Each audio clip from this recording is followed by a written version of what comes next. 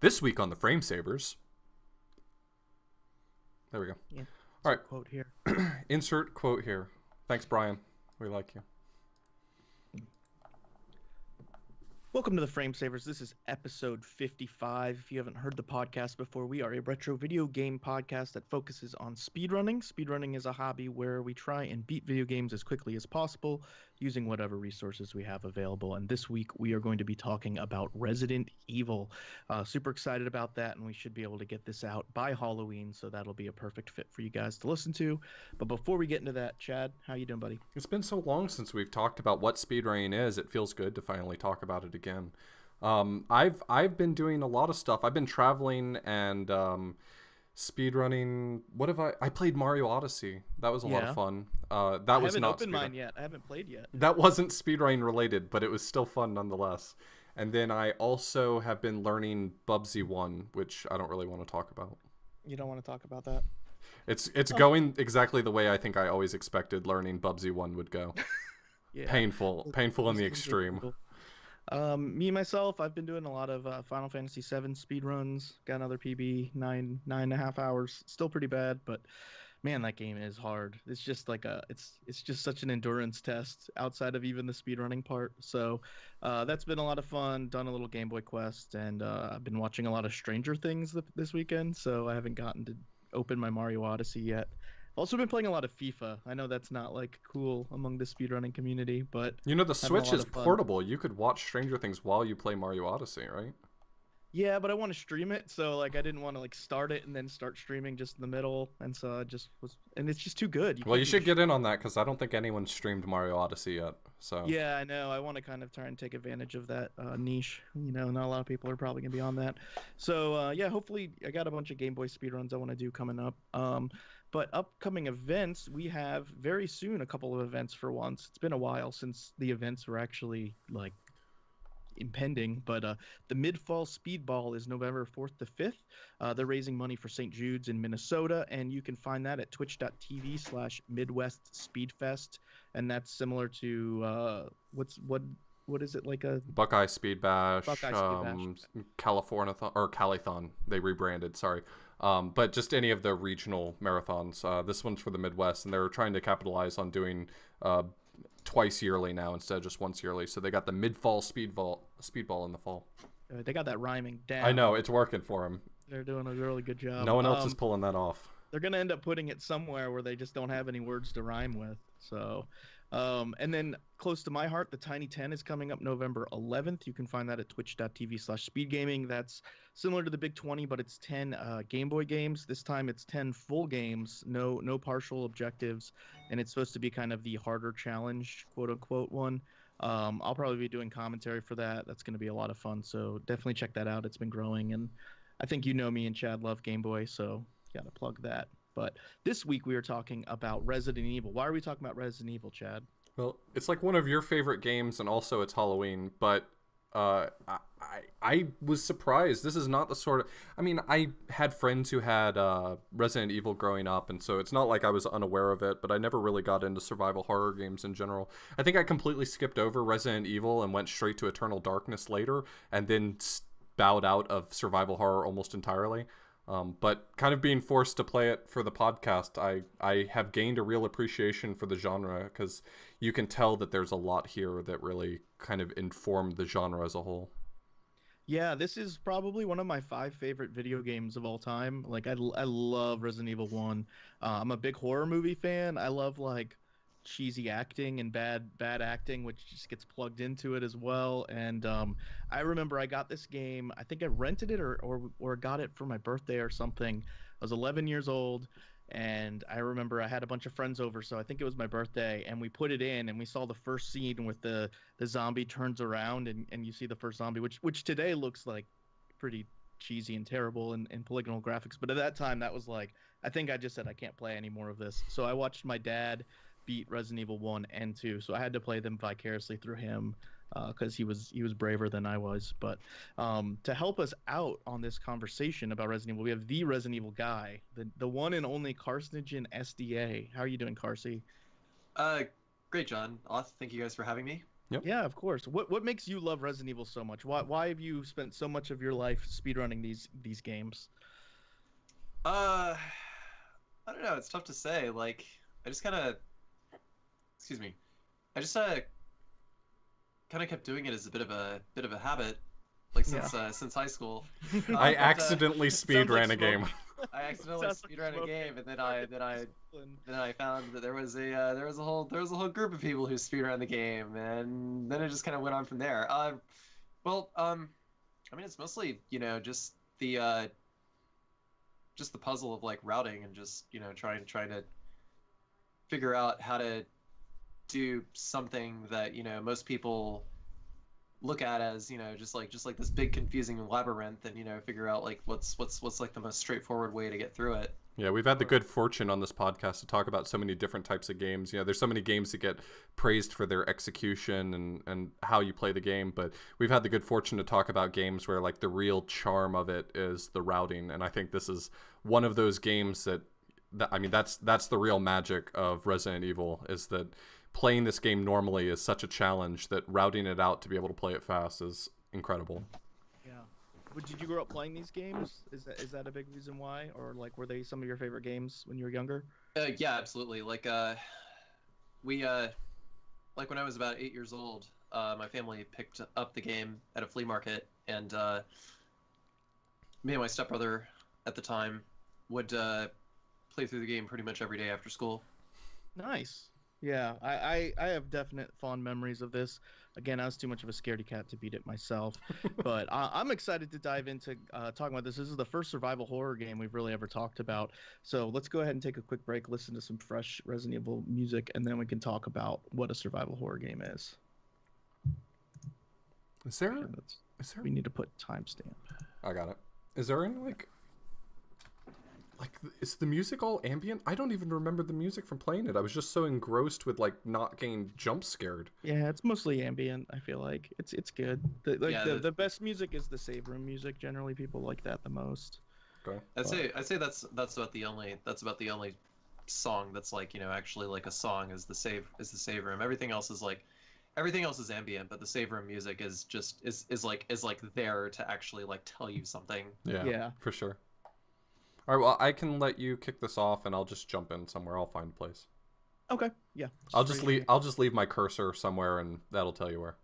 Okay. Cool. So Resident Evil, like I said, is one of my favorite games. It's also an incredibly popular franchise. I think most people listening to this know that. Not only did this game, start on the PS1, but it's been ported to tons of different systems, and also, there's been, I think, 5 or 6 movies and like big budget movies. There's comics, there's novelizations, there's all kinds of stuff when it comes to this game.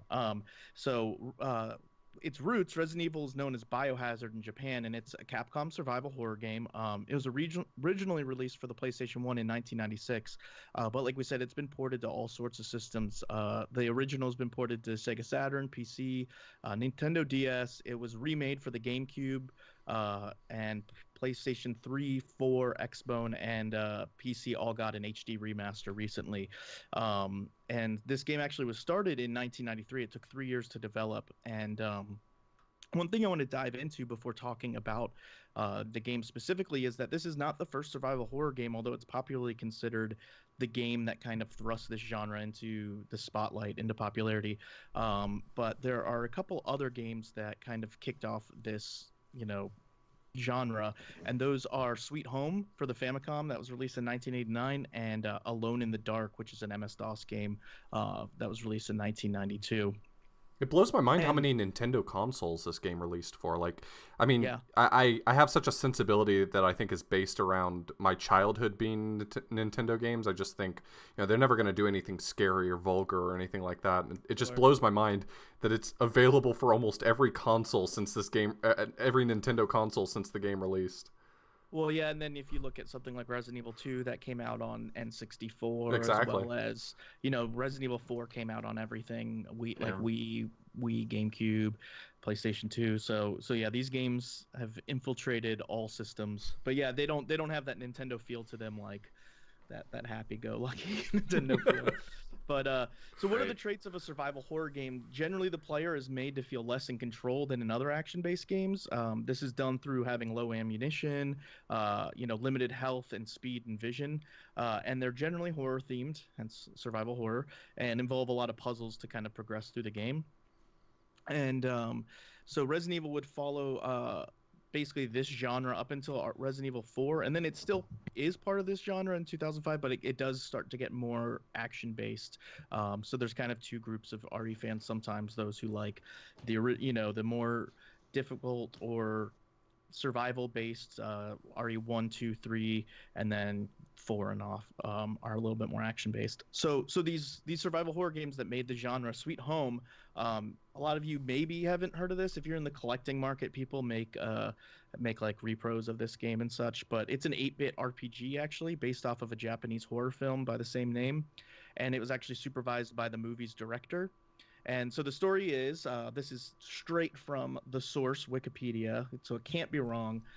30 years prior to the story in 1959, famous artist Ichiro Mamiya had several precious frescoes in his huge mansion before he mysteriously disappeared. In the present day, a team of 5 documentary filmers seek to recover the paintings from the mansion, and upon entering, they are trapped inside by the ghost of an unknown woman who threatens to kill them. And so the team decides to split up and find a way out of the mansion. And so This is this on is the Famicom? Yeah. Yeah, I've never. it's How do I not know about this game? it's well, I mean, it's one of Capcom's like lesser known like cult classics. I mean, it has like a very very very small speedrunning community, maybe like 3 or 4 people last I checked, but I think it was like due to probably just due to like a lack of translation or anything. You'd think that a guy like Chad would have heard of this, though. It just blows my mind. there I is knew a it by translated name. ROM Well, I mean, now. yeah, it's an RPG, but it's definitely definitely like a prototypical survival horror game. Exactly. Another game that could possibly be labeled as a survival horror on the NES is Doctor Chaos. I do know that game. Yeah. Yeah. So you've seen that game. It's it's got like all the makings of the survival horror, like resource management, just like navigating through what is more or less labyrinth, finding like key items to progress to the next area, convergence points. Yeah. It's like stuff just like shares a little bit in design with survival horror. But Sweet Home itself, like it actually has you like swapping between multiple characters. Each character has like a different item that you need in order to be able to go from point A to point B. Like one of them has a vacuum cleaner that you use to vacuum up broken glass. Another has a lighter that you use to burn ropes. That kind of thing. That's really Yeah, and neat. you basically you decide you pick different parties. I think you can have up to 3 people in a party, so you have to decide when you separate from certain characters and such. And the game, you have 5 characters, like Carsey said, they have different abilities in the mansion, and it emphasizes puzzle solving, inventory management, and survival. But it's also interesting because the characters do experience permadeath in this game.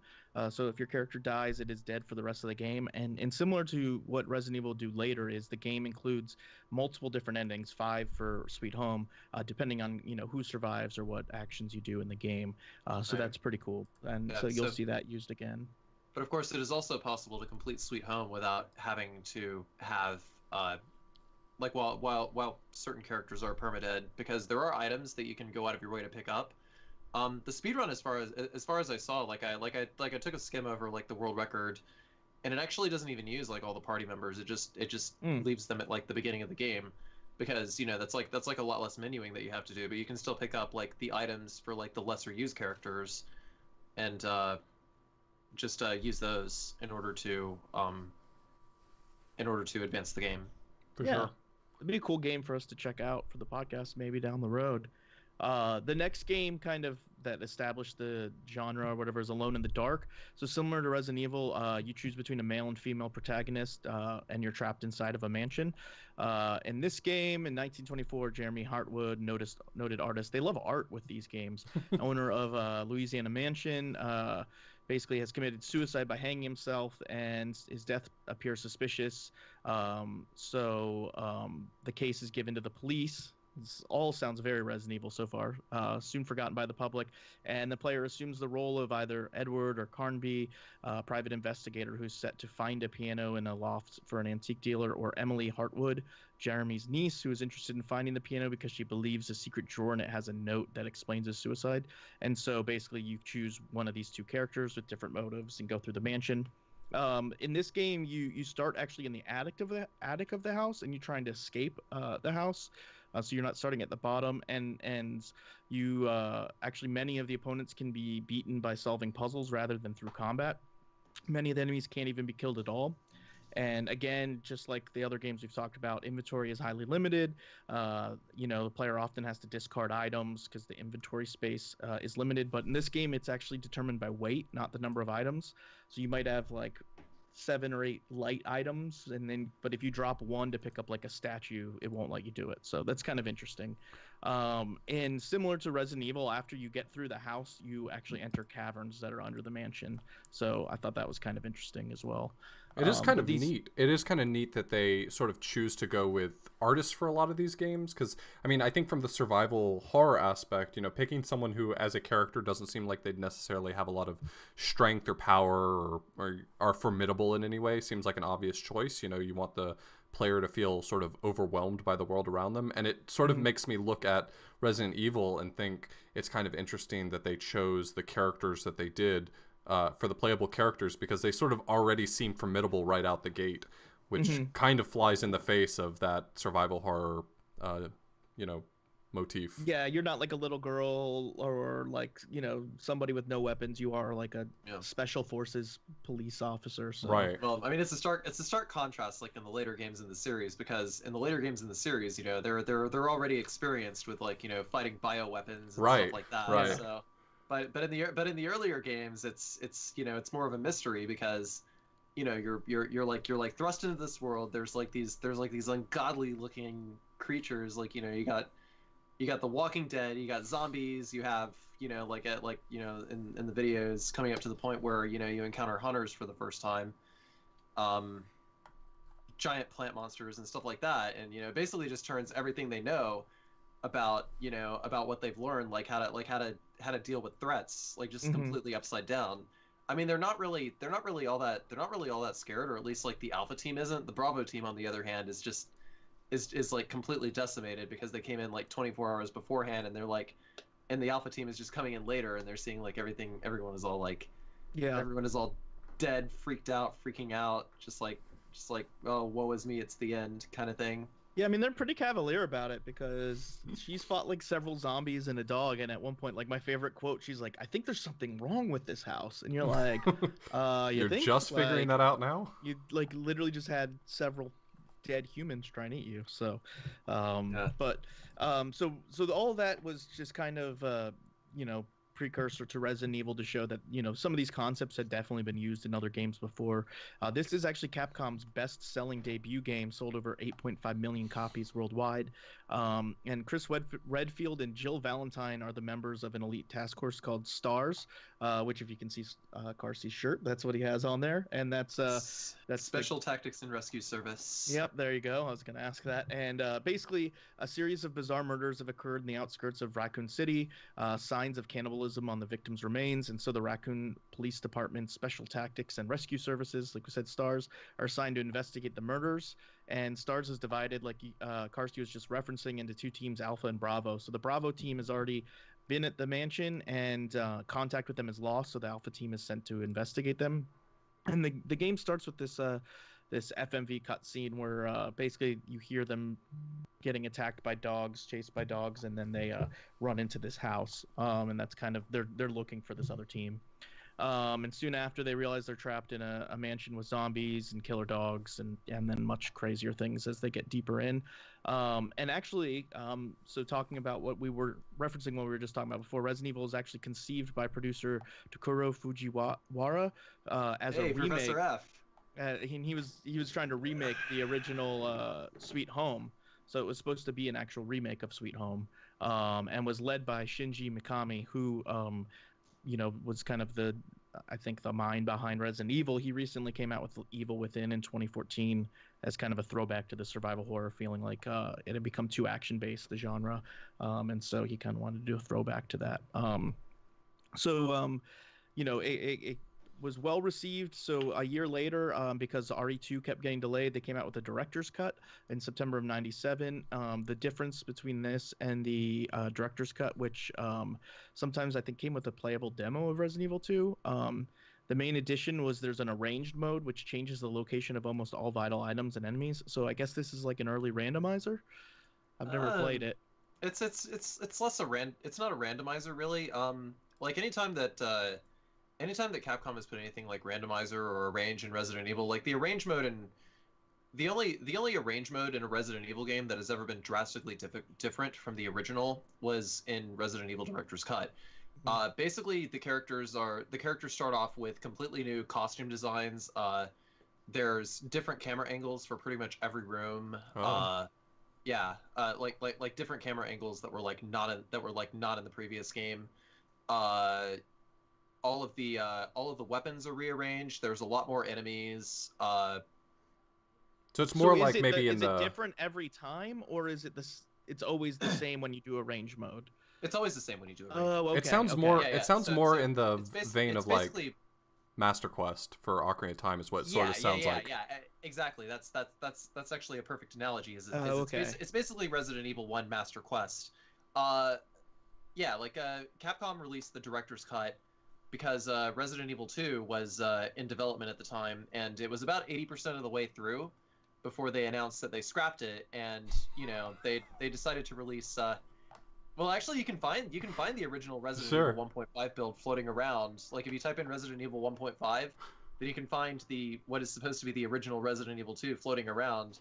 I just love it. You're like almost done with the game, and it's like, by the way, guys, we threw it all away. Yeah, exactly. They threw it all away because they thought it would be too similar to RE1. And basically as an apology, they released Resident Evil Director's Cut with a completely rearranged RE1, but also with a demo of the new Resident Evil 2 that is the current Resident Evil 2 that we all know. Right.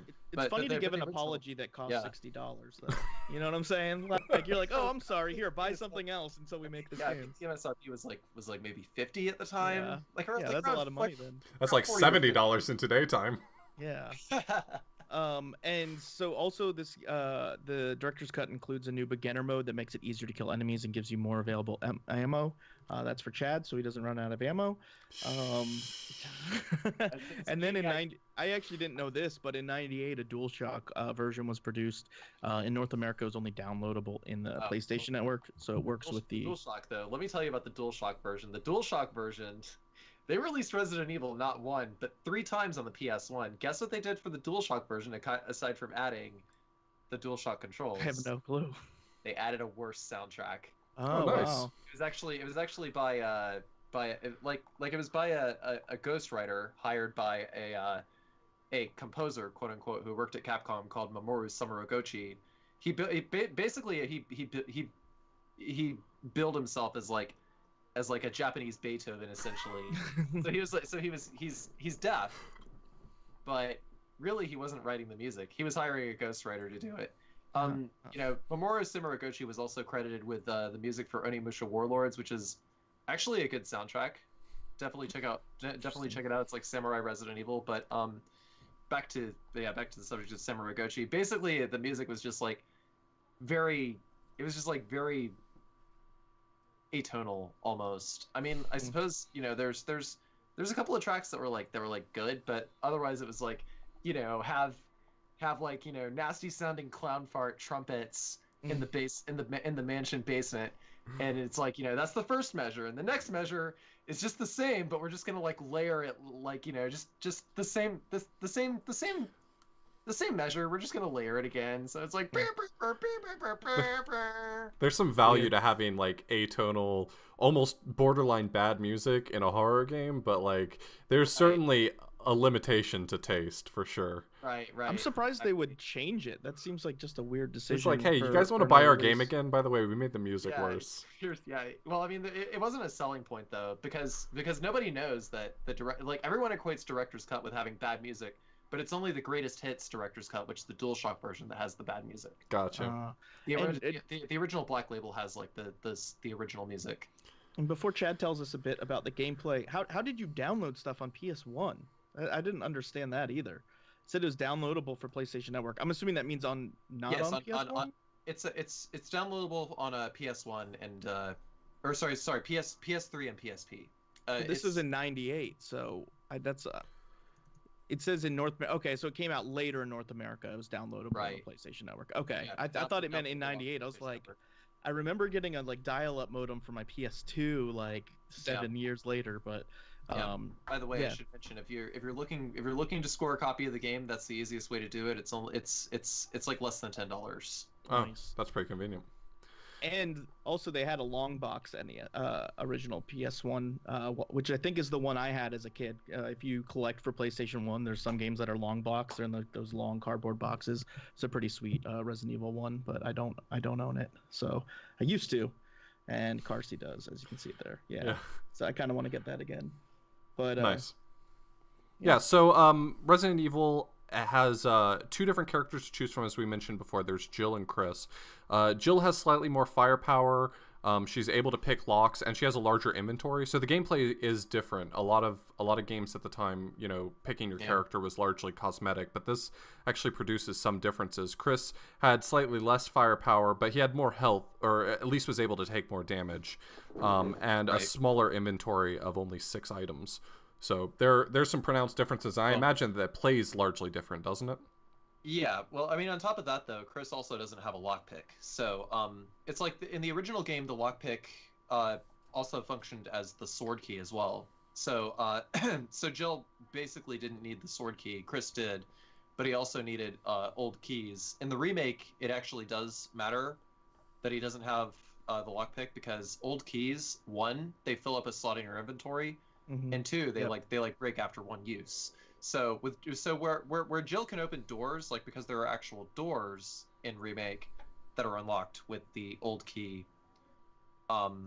Jill doesn't have to worry about old keys like ever. So wait, I played the remaster. Reason. Did I not have to get all these keys? I could have just lockpicked. Yeah, if you played your first playthrough as Chris. No, maybe I played the first playthrough as Chris. Maybe that's what it was. Yeah, I think I've always chosen Jill. If you got old keys, you were definitely playing as Chris. So dang. Yeah, I've always chosen played as Jill, because it's like you having a bigger inventory is just way easier. It's already hard enough managing, but then So you're trying to tell me I played on hard mode? Basically, yeah. Yeah, because then also, not only do you only have 6 item slots, but some of them have to be taken up by these little keys, which you also have to find. So it's kind of a pain. So I remember that fondly. Yeah. There was a lot of that going on. A lot of, I am holding 6 items and cannot burn any of them, so now I need to figure out what to do. Yeah. So throughout the game, each of depending on who you're playing, you can find items throughout the mansion to assist in progressing the game. Apparently, Jill has a much easier time of this.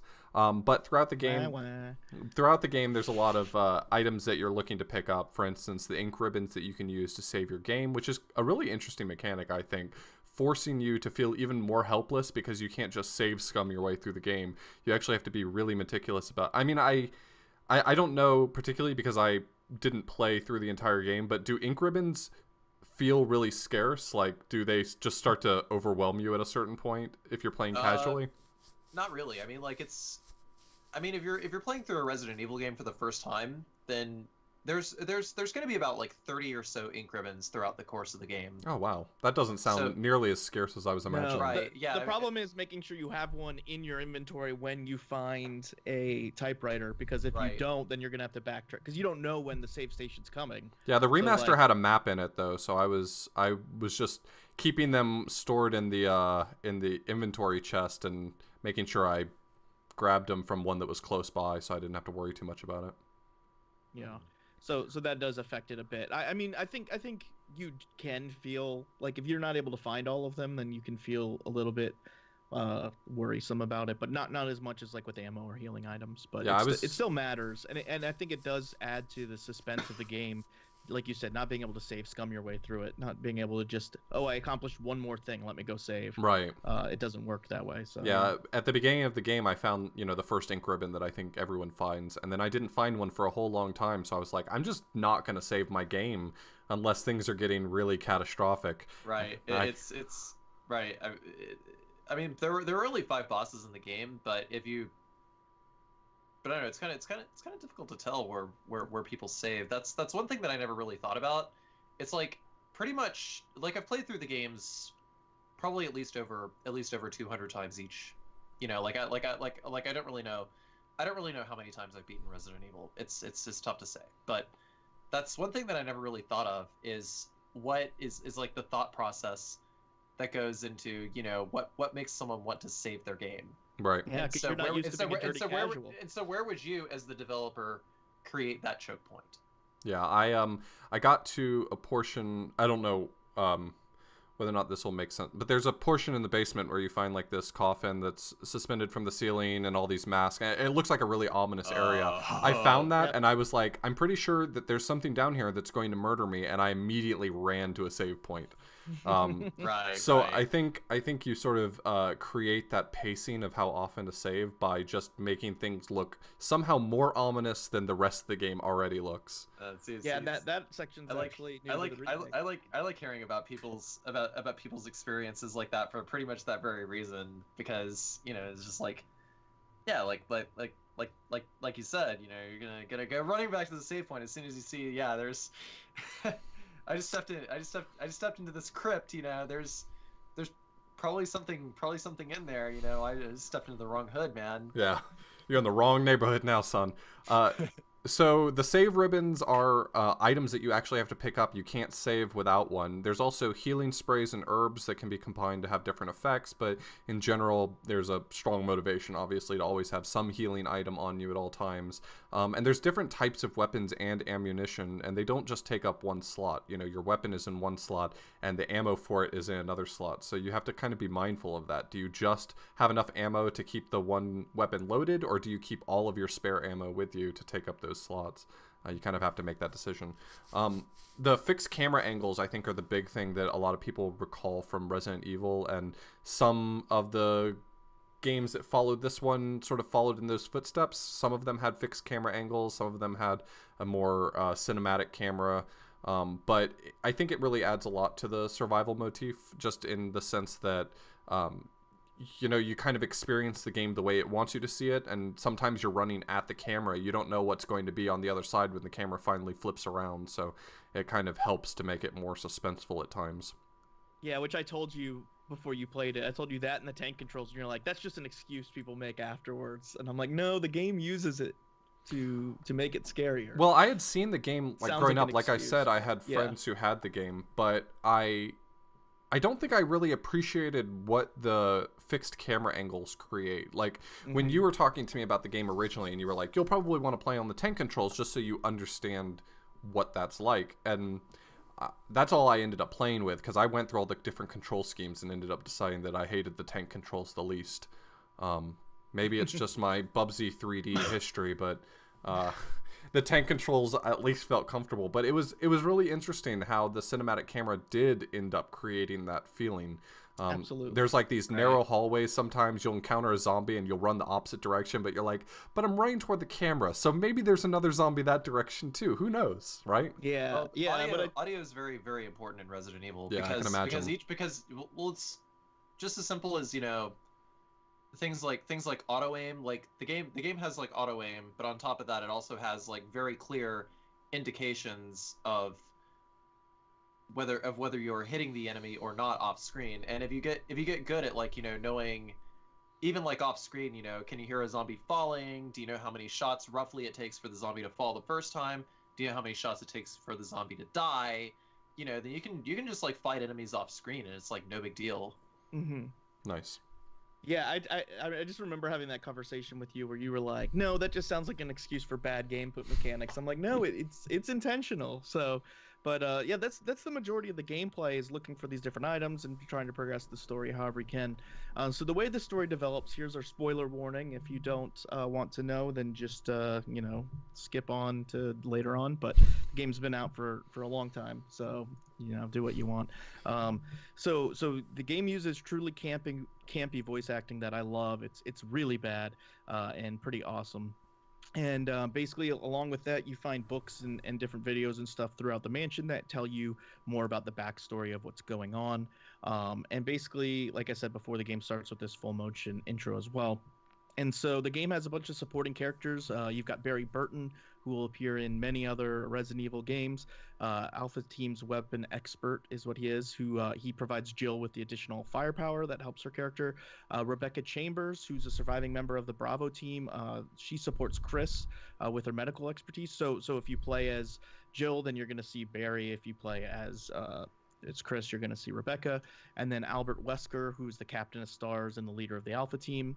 There's also a guy named Brad Vickers, who's the helicopter pilot, and who sends you guys basically the player transmissions and tries to find you in the helicopter. Whoa. I need to close that. Sorry about that. And the characters begin the mansion, exploring the mansion. They split up to investigate, which is always a bad idea. And as they explore the mansion, basically they have to solve certain puzzles, find keys, unlock different areas, and they encounter STARS members throughout. So as you find your way through into the caverns, one of the STARS Bravo team members, Enrico Marini, is shot by somebody off screen right after he tells you that someone from the Alpha team is a traitor. And so now you know something's up within your own team. And as the story progresses, basically you learn that there's illegal experiments that are being performed under the supervision of a biomedical company called Umbrella Corporation. And so this corporation basically experiments on creatures and people in the mansion and use this biological agent known as the T-virus that they're testing. And so all of the enemies and different things that you encounter throughout the game are infected with the T-virus. Eventually, you travel from the mansion to some underground tunnels and then to a lab, to the Umbrella Corp lab, and you encounter Wesker, who you basically find out is a bad guy all along, even though he's the leader of your team. He's a double agent working with Umbrella Corp, and he plans to use the Tyrant, which is this superhuman soldier-like creature, to kill the remaining members and use it for military force or whatever. But as he reveals... His actual purpose was to lure the STARS into the mansion to collect combat data before they disposed of all of the evidence. So basically he was using the his instructions from Umbrella. You can actually see them in one of the rooms in the mansion, called the X Day instructions, I believe. Okay. But either way, it basically says that Wesker is using the opportunity created by the police investigation to collect combat data for the BOWs. Okay, so they want to see how they fight people, basically, and they want to see how well they do. So, and Wesker's trying to kill you guys with the Tyrant, but the Tyrant actually just kills him, which is a pretty cool scene, I think.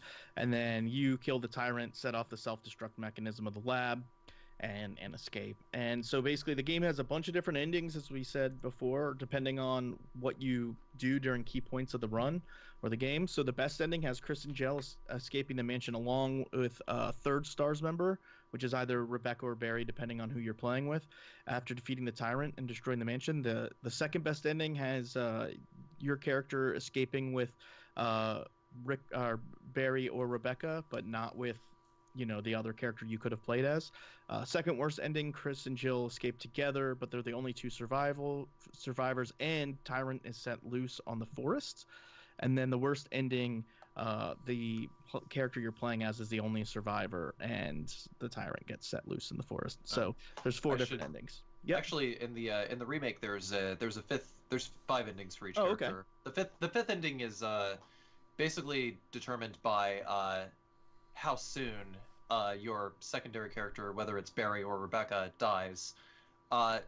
So like, if Barry dies during the Lisa Trevor fight, then the Tyrant will not spawn on the heliport. So you could have like the you could have that variant of the ending where, you know, Chris and Jill are in the helicopter, but you can still kill the tyrant. Okay. Or where you don't kill the tyrant, but alternatively, in the final boss fight with the tyrant in the remake, you actually do fight the tyrant with either Rebecca or Barry. So you fight so you fight it with one or the other, and the tyrant can kill either Rebecca or Barry. So that results in a different ending, where the tyrant dies, but Chris and Jill are both alive. Interesting. Okay. That's a good segue too into talking about the remake. So the remake came out because Shinji Mikami, who's kind of known as the brains of Resident Evil, I think he's kind of like who's the guy for Metal Gear? Hideo Kojima. Yeah, isn't he like the Resident Evil? I suppose. No, maybe not. Okay. Well, anyways, he wanted to produce a remake because he felt the original hadn't aged well enough at that time. This is in around 2005 for the GameCube, and then later like PC and other systems. But so along with the remade graphics, which look just way better, there's some new gameplay mechanics and puzzles, along with new areas and new story details. So some of the new additions, the one that when we talk about the ratings and our experience, Chad bumped in heads with is the Crimson Heads. Basically, when you kill zombies, unless you blow their heads off or douse them with gasoline, I believe. Yeah, you have to burn.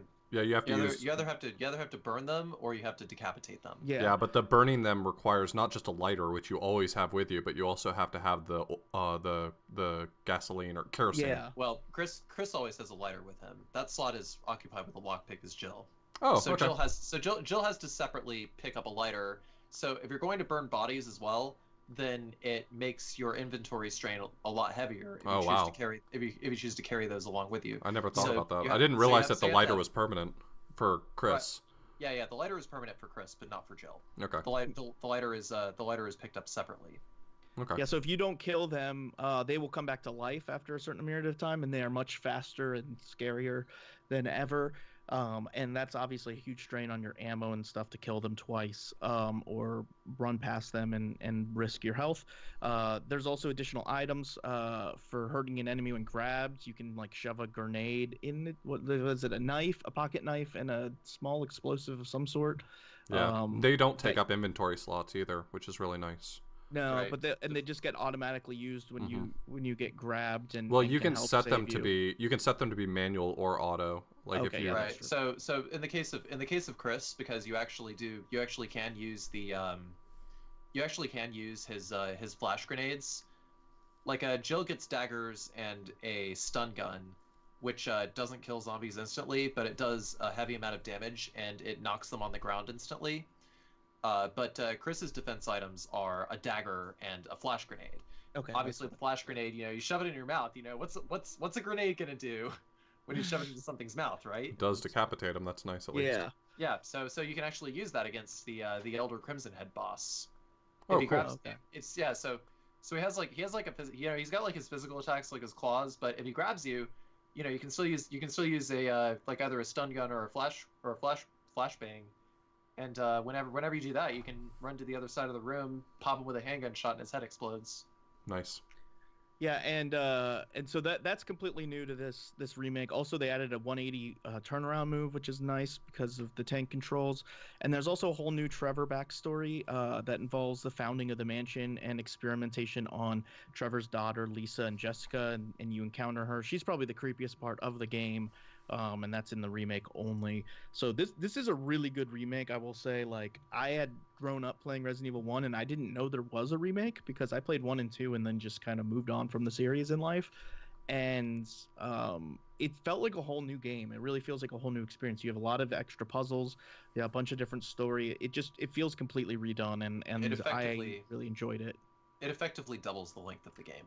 Yeah, it's much longer. Just based on how they added in a bunch of new areas and they basically lengthened others, like the shark sequence. Like Oth, you played the remake, so you saw like that whole shark sequence that wasn't there. It was actually a lot lamer in the PS1 game. Okay. Yeah. So like they decided to take some things that were like a little less scary and they decided to actually make them like legit terrifying. Like they actually put in some scenario and like a mood they wanted to convey. Like, Jesus Christ, I just walked into a shark tank. I'm gonna get eat up. Right. Yeah. Yeah, I'm ultimately really glad that I own the remake now and that I played it, but I am kind of curious how much further I would have made it without all of those extra obstacles. I mean, we'll probably talk a lot about my casual experience because I'm the only one who's played it casually within the past decade, probably. But No, I played it like 3 years ago for the first time, or 4 years ago. 3 years ago. The remake, yeah. But I will say that you know, I got to a certain point in my playthrough where I realized I was kind of hosed, and there was really it was going to be a massive uphill climb to kind of pull myself back from the hole I had dug for myself. And so I kind of stopped and decided I'm just going to start over at a later date. But I'm ultimately glad that I have the remake because it seems like it's going to be a much more enriching experience to play through. Yeah, I think it would be a little bit disappointing, I guess, going backwards, starting with the remake and starting with the original, growing up with the original. Like, I think it was 3 years ago, I decided to beat a bunch of different Resident Evil games. So I beat the Resident Evil 0, Resident Evil 1, Resident Evil 1 Remake, and then Resident Evil 2. And just casually, because I had never actually beaten them. I'd only watched my dad beat them. And I feel like you might be disappointed, I guess, going backwards to the, to the PS1 version, because this version is just kind of the definitive version. I feel like if I were to recommend to play one to somebody, it would be the remake, just because all the added stuff didn't feel like just tacked on story or tacked on puzzles. Like, it just felt like it enriched the whole experience, and like you said, made it longer, but not like longer just to be longer, but more just it does enrich it. It makes it better. Right, they kept actually like pretty much the exact same pacing for the laboratory section of the game, but they extended other things, like I suppose mostly to support the Lisa Trevor side plot. Yeah, which I liked, which is good. It actually added substance. Like, even the backtracking wasn't horrible, because like the only time that you actually like backtrack, quote unquote, would have to be after the Plant 42 fight, but even then, it's still like exploring a whole new area. Definitely. And because the keys in the game, the system is called like recursive unlocking, basically. Like the keys, they all have like a purpose. They all unlock like more than one door, and not just like one door, you throw it away and just like create like a linear experience. They give you a choice of where you want to go first and what obstacles you want to tackle. Right. So that's basically where your choice comes in, is how am I going to navigate through, is which area am I going to navigate through first. Right. Absolutely. And I don't know, if you've never played a Resident Evil game, I definitely recommend playing the remake. I'm a big fan. A lot of people's favorite Resident Evil is 2. Mine is actually still the original. I like it more. I like the mansion setting specifically. And so I guess let's take a quick break, listen to some sweet music, and then we can dive into our ratings, maybe hear a little bit more about Chad's experience. You want to kick this off, Mr. Chadwick? For sure. Yo, am I doing okay? Am I talking too much? No, you're doing great. You're doing great. Okay, yeah, no. All right. Yeah, you're definitely being more involved than some guests we've had in the past, which is nice, because I hate to just see you sitting there listening to us when you can definitely aid our conversation a lot more. Definitely. Oh, all right. All right, so like usual, we're going to break down this game into all of our different categories and then give an overall rating at the end. We try to do a really good job of using the entirety of the rating scale. We've given games 0s, we've given games 10s. John's given out more 10s than I have, which means that definitively my ability to rate games is just better. But interesting. We will start off with graphics, and I gotta say that I'm not sure exactly how John and Carcinogen are going to tackle this one, but I can really only speak to the remake because I've only played the remake. So anything that I say that's in high praise might be completely negated if you're playing the original PlayStation version. So with that in mind, the graphics, I thought they were quite good. I just want to say this is coming from a guy who didn't give Super Metroid a 10 out of 10, so that's fine. Telling me that I can't rate games, I see how it is. Yeah.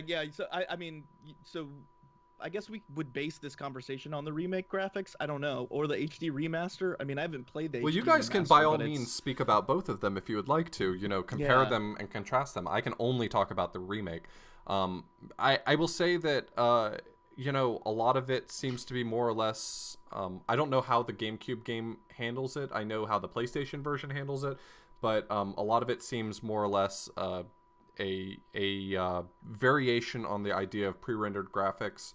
It's yeah, it's all 100% pre-rendered in The HD. GameCube as well. Yeah, in the GameCube version, yeah, because it's all backgrounds. The HD remaster was simply because they didn't really have like the raw backgrounds. They basically took it from the GameCube game and upscaled it, blended it a little bit, and added some extra effects to like the lights and stuff like that. Sure. But otherwise, it's the same thing. Some of the foreground elements, like the foreground elements, were essentially like FMVs.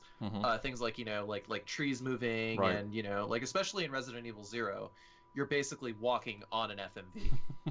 Well, You're basically walking on an FMV, which I thought was, which I thought was like way ahead of its time. I mean, like they actually managed to do it without like a large degree of like video compression even, which looks nice. Yeah, I will say that a lot of games that did this sort of pre-rendered graphics, or we've talked about a lot. I mean, Donkey Kong Country is probably considering our background the best example of sort of doing pre-rendered Final graphics. Fantasy VII too. Final Fantasy VII, all the backgrounds. And I think that there's a lot of games that don't do it well. Like, I think as much as I love Final Fantasy VII, I will say that it's painfully obvious a lot of times when you're looking at that I'm walking around on a picture.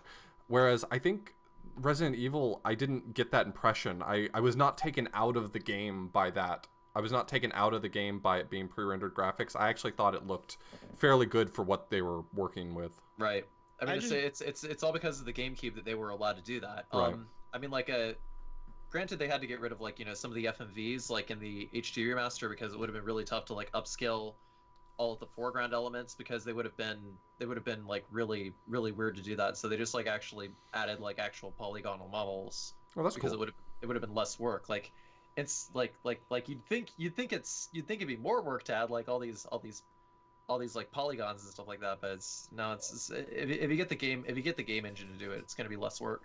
Right. Yeah, in terms of just like specific graphics, I mean, the PlayStation 1 graphics haven't aged, that as well as just basically any early 3D game, but the zombies, the enemy design, the boss design, the design of the mansion as a whole, the way they use certain limitations to their strength, like going through the doors, you see the door opening animation, which is a loading screen essentially, but it adds so much to the suspense. I'm a big fan of the graphics. I think they did a really good job, and it just looks better and better the more they've remade it, obviously. But big fan of just the character designs and the the different enemies you fight.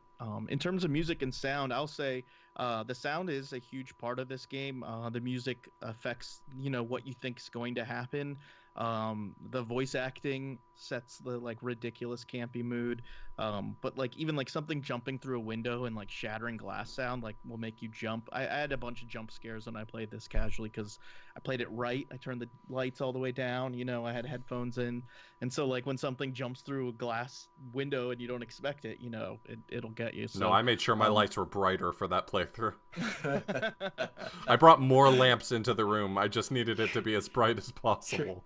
You're doing it wrong. I'm sorry. I'm a wimp. I will say that talking about music and sound in combination with the graphics, we talk a lot about 8-bit and 16-bit games, and so it's sometimes hard to talk about graphics. Like, how do you talk about 8-bit graphics? And so a lot of our go-to in those discussions is talking about whether or not the game keeps a consistent feel, whether or not there's like a really good sense of, does the game use its graphics to really bring you into what it's trying to show you? And I will say that both the graphics and the music and sound do a really great job of, whether or not you think that they all sound good, whether or not you think that they all look good, I will say that largely it's hard to not get absorbed into this world as you're playing it. Like, it's so easy to get engrossed in it and just lose 3 or 4 hours because I needed to make progress. Yeah, I think this game, I mean, I think even the first 3 of these categories we normally talk about combine so much to make Resident Evil what it is, the graphics, sound, and gameplay, because they all are adding to this creepy atmosphere. And so as the music is fitting and the graphics look creepy, also, like you said, the controls might throw you off, or the difficulty in fighting enemies makes you feel more intense, along with the heightened music. When you get into a save room, like, it feels so relaxing and exciting to hear that music, because you're like, oh phew, I'm not gonna die, I'm not gonna have to go back, I can Right. save here at this point. So I'm a big fan of the music. It's not something that you'd probably like put on an MP3 player and listen to in your car, but I've always liked the Resident Evil music. It sets the tone really well. I In bet terms of I bet being a kid, playing this casually back in 1996 when it released, I bet that was like the perfect way to end a gaming session. It's just like, I just played Resident Evil, I'm so tense, and like you walk into the save room and it's like, this is one foot back into the real world. I get to walk away from this game.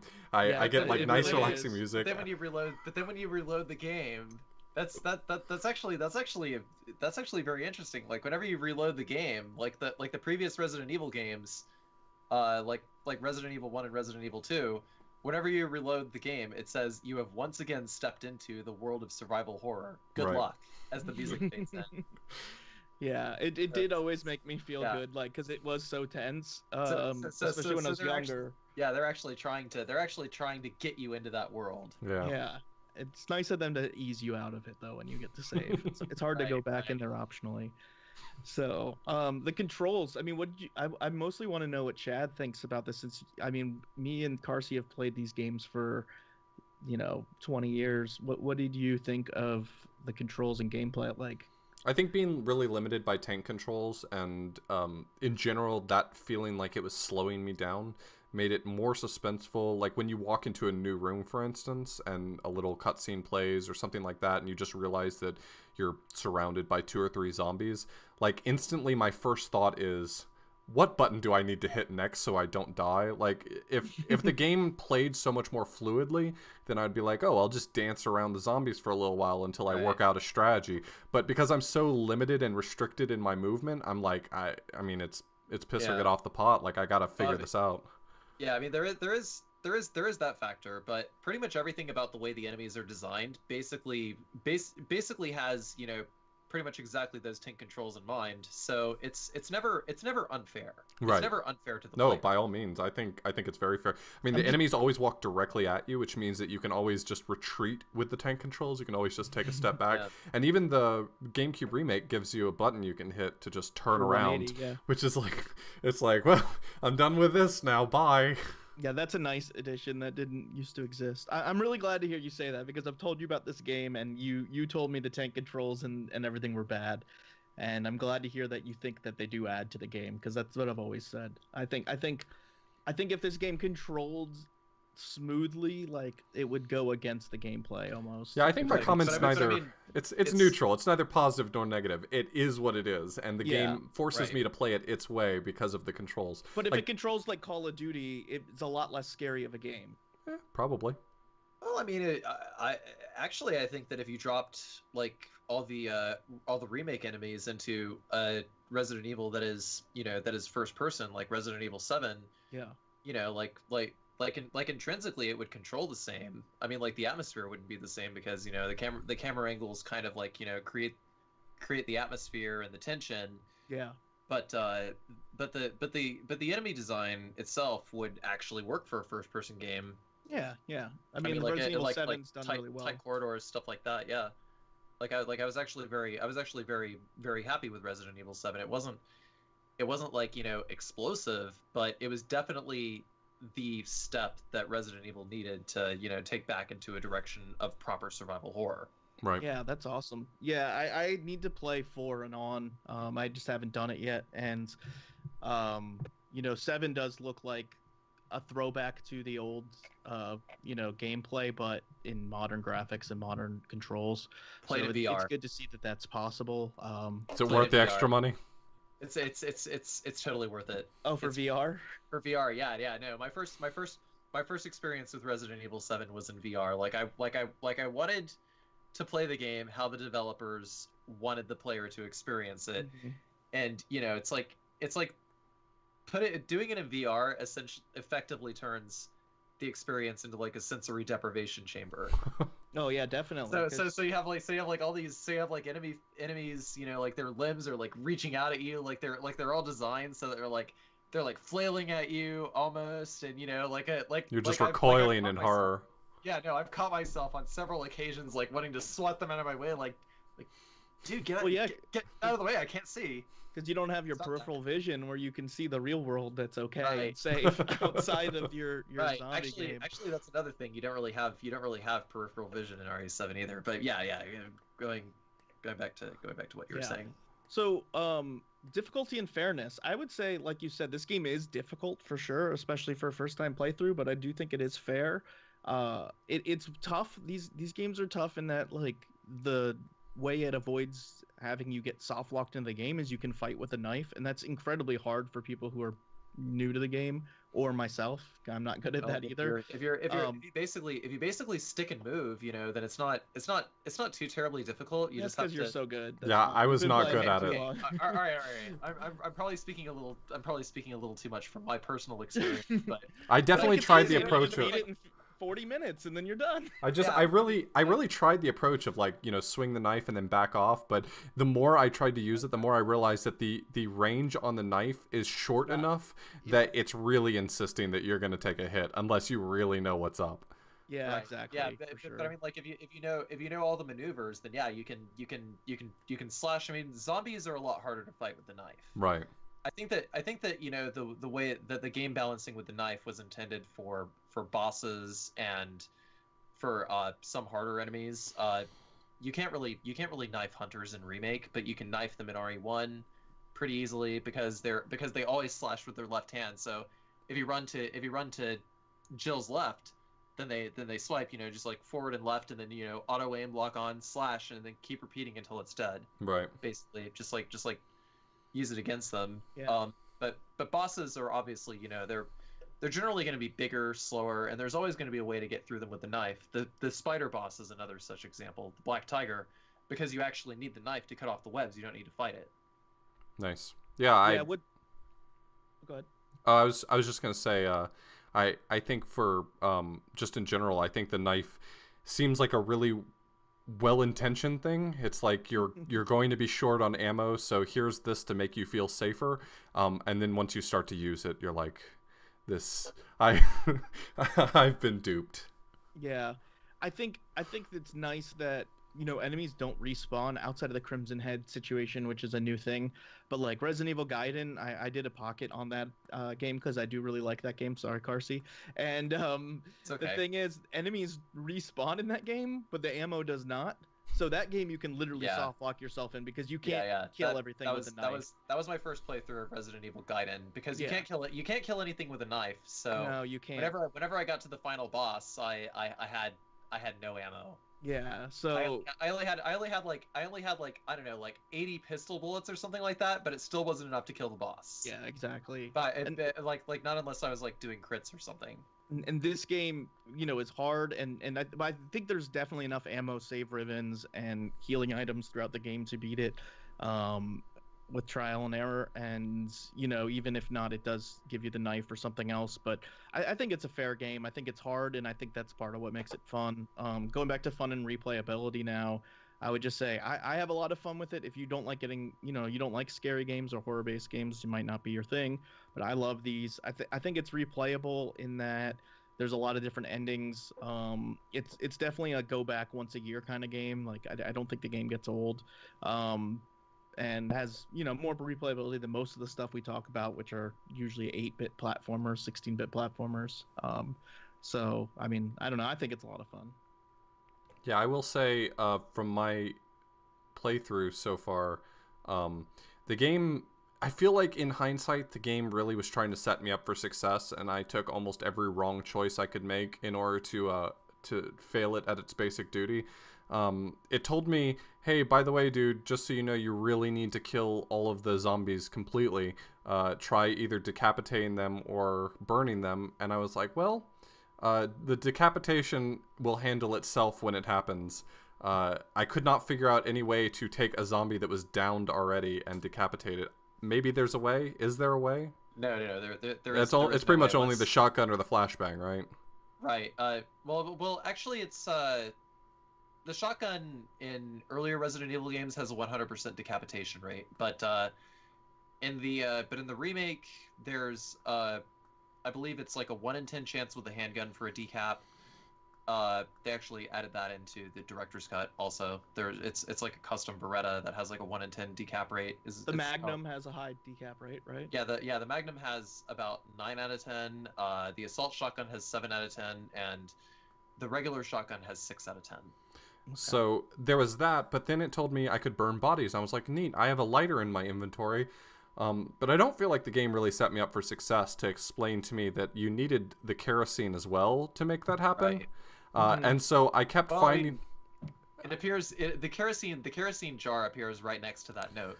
Well, okay, so here's the thing, is when I saw the kerosene, my immediate thought was this might be fuel for a machine, and I just didn't put 2 and 2 together to get that I could use it to burn the bodies.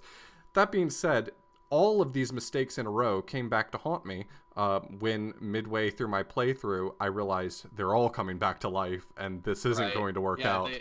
If they specifically said, we have kerosene on all the floors, I think. Well, didn't the file specifically say that? I don't remember. I don't know. A long time since I read like that I file. said, I'm not I played necessarily... it for the first time a couple of years ago without this being... This is a whole new mechanic to the remake that I had never played. And I felt like the note communicated what I needed to know, but that's what I'm saying. I'm willing to. If you read it wrong, then it's like, yeah. You're I'm willing to concede. I'm willing to concede that the game might have given me every opportunity for success, and in fact, I ultimately squandered it. That's what I'm getting at. I do that every day. It's not a big deal. But did you find it fun? I did find it fun. It was a lot of fun. I had played Eternal Darkness before, and I will say that I think that game fails ultimately at hitting the survival horror genre. It's more of like a horror thriller. It's just sort of a silly game more. It's like historical too. Okay. All told, I'm a huge fan of I'm a huge fan of Eternal Darkness. So whatever you say about that game, you say to my face. Yeah, but ultimately, I think it misses out on the survival horror genre because, in hindsight, from playing that game in my childhood and replaying it more recently, I don't ever feel like I felt limited. I felt like I was always able to handle anything the game threw at me. I did not feel underpowered at any point in the game. Mm-hmm. And so I think that my previous comment about it missed, but I think that what makes this game fun is that feeling. I had previously thought I would like this game because I liked Eternal Darkness, and ultimately what I ended up liking most about it was how it differed from Eternal Darkness, and that I felt super underpowered, I felt weak, I felt scared, not from like the jump scare sort of way, but like the am I about to work myself into an unrecoverable position, which ultimately the answer to was yes, I was going to. You did not survive the survival horror. I did not. But I'm going to go back and beat it. That's where the survival comes in. Okay, that's so the survival part. Before we wrap this up for miscellaneous thoughts, I'm going to ask scariest moment in Resident Evil 1 for you guys.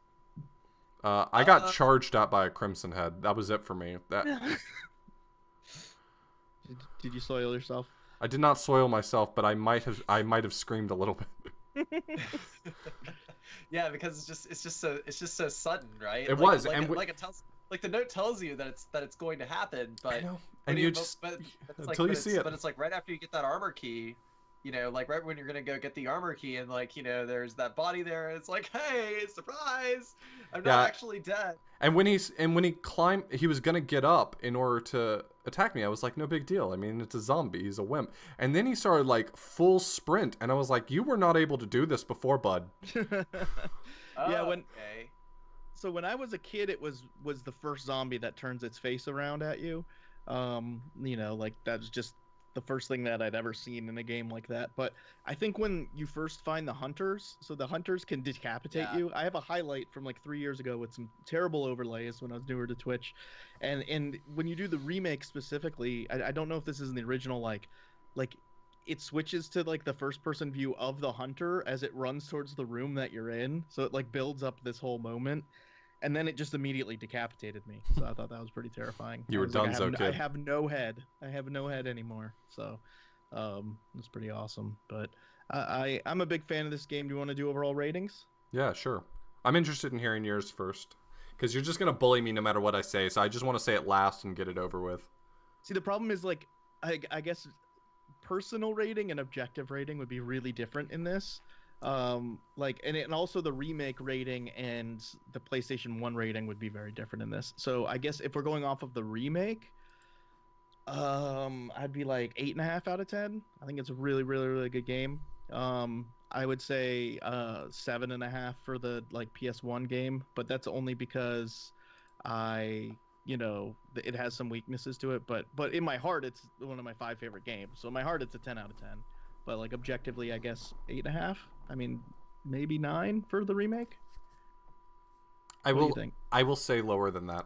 Okay, that's fine. I was originally gonna say something like a 6.5 or a 7. I think that there's probably entries in this series. Since I've never played a Resident Evil game, I have to imagine that it gets much better than this. I think that this was a really fun game, and I think that I really feel motivated to give it another shot in the future and really try to beat it. Overcome that challenge. But I think that there was a lot to this game that felt confusing and frustrating, things that I think could have been ultimately communicated better. I know that this game's going to withhold information, is going to leave you, pun intended, in the dark a lot, just because of the fact that it's part of making you feel overwhelmed by the world around you. But I just think that there was a lot that could have been communicated better. Ultimately, I think that this is a winning game, though, so... I will say that one thing that I think you encountered that I wouldn't have encountered is that they changed a lot of things in the remake, and I think almost all of the things you were confused by were in the remake. And I don't know if they expected people to have already played the original before they played the remake. But just adding those things on top seems like the Crimson Heads, the kerosene, the sub items, stuff like that. Well, basically they basically intended it for people who had already played the original game. Yeah. Because there's so many new things they added, and they just wanted to basically subvert all of your expectations upon hitting the new game button. Exactly. So I'm wondering if like that makes a completely different experience, because for me it wasn't confusing, but I was also building off of previous years of playing the game. And just these things were added, but getting the normal game and that all added up at once does seem like a bit overwhelming. Right. But yeah, I'd say the PlayStation 1 I'd give a 7, and the remake an 8. But in my heart, it's a 10. I think a lot of Resident Evil. I mean, Carsey can weigh in. A lot of people feel like Resident Evil 2 is the best Resident Evil, or 4. Those are the two. Yeah, I mean, like I would say that out of all the classic Resident Evil games, Resident Evil 2 is certainly the most popular. Yeah, I've always liked this one more because I'm a story person, and I don't know, I just always liked this game more than Resident Evil 2, although I like Resident Evil 2 quite a bit. So that's why it gets such a strong rating for me. But right. Do you want to give it a rating out of 10? You don't have to. Yeah, I mean, like personally, I kept insisting, that Author Blues, like, when John and Author Blues approached me to do this podcast, like I kept insisting, play the remake, play the HD remaster. Yeah. It is definitely the best way to experience the game if you've never played a Resident Evil game before. Definitely. Like, I mean, like I would objectively say that, this I'm a little biased because Resident Evil Remake is my single favorite game of all time. Yeah. But obviously, I would say that, I'd say, to me that that makes it a 10 out of 10. But objectively, probably about like an 8.5, a 9. Yeah, if I had to like weigh it on points where it's like okay, there's this and this, and I have to think about other people's opinions about the game as well. I think there's also a lot to be said about the lineage and the. Like, taking this game in the framework of everything that it helped to create afterwards really helps this game to shine a lot more. If this had been the only game that ever existed for Resident Evil, then who knows how, anyone would rate it. But considering it kind of spawned such a iconic series. Definitely. Yeah, so I would say somewhere around 8.5 for me for the remake. Sure. I'll give it a fair 7. I'll give it a fair 7. I hope to for the PlayStation I give it a 7.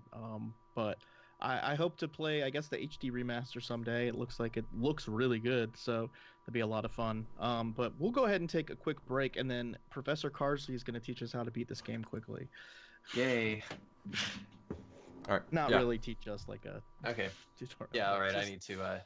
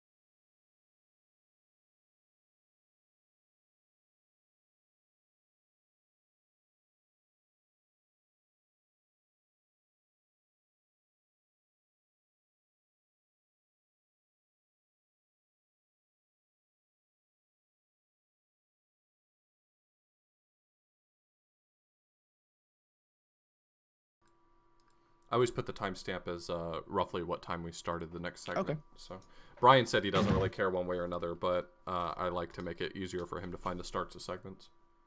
Nice. So do you have someone else edit the videos or edit the audio? We have someone who edits the podcast. Hey, Brian. He does all the editing for the audio. He does the mixing, puts the music in post and stuff like that. Like we're having an audio clip for the intro for this one, so he'll get that and put it in there as well. Cool. As far as the videos, we mostly post just like a raw recording.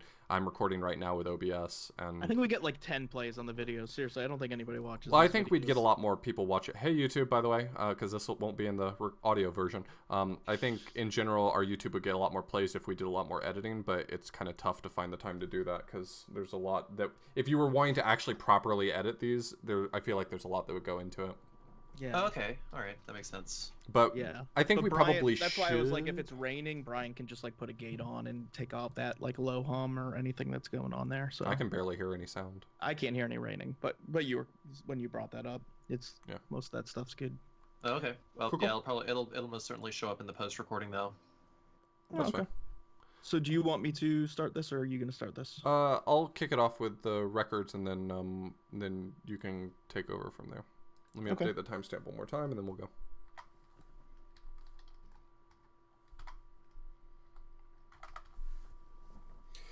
Okay, so we're going to jump into the speedrun a little bit, and obviously since there's so many versions of this game, we're going to kind of have to settle on exactly how we want to approach this. But in general, there's a separate category for pretty much every character you choose, version you play, mode that you play in, and there's separate ones. So there's runs on the PC, PlayStation, or the PSP, the PlayStation, Sega Saturn for the original, yeah.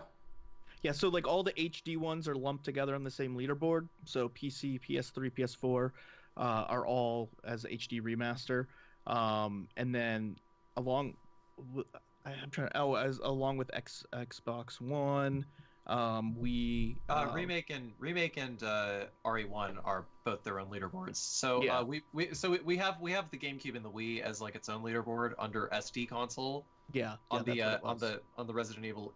It's essentially the Resident Evil HD remaster leaderboard. We just decided to lump it all into the HD remaster leaderboard because it's just easier to find everything that way, and because nobody really runs like the GameCube and Wii versions anymore, though they kind of have their own merits to run. Yeah. Because the game behaves differently at different frame rates, and the enemy AI in general is slightly different between the GameCube and the Wii version. So, Right.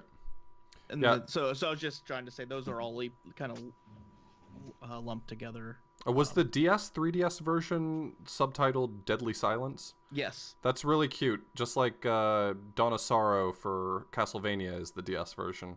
yeah, I don't know if whoever in Capcom's Oh, I didn't even marketing, think about that. So right marketing department realized that Deadly Silence is also a metaphor for a fart, but Yeah, I guess that could be misconstrued.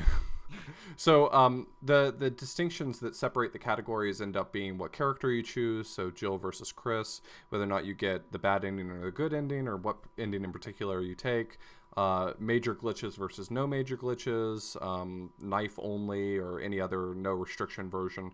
So it's kind of hard to narrow down exactly what category we're talking about when you say the Resident Evil world record. It really depends heavily on what category you're talking about in particular. There's only about 30 or 40 different categories, so really just take it's very frustrating to answer the question, hey Carsey, what is the world record for this game? Yeah. Yeah. You know, especially absolutely. when they say for this game. Yeah. Yeah, not for this. because like specific to run.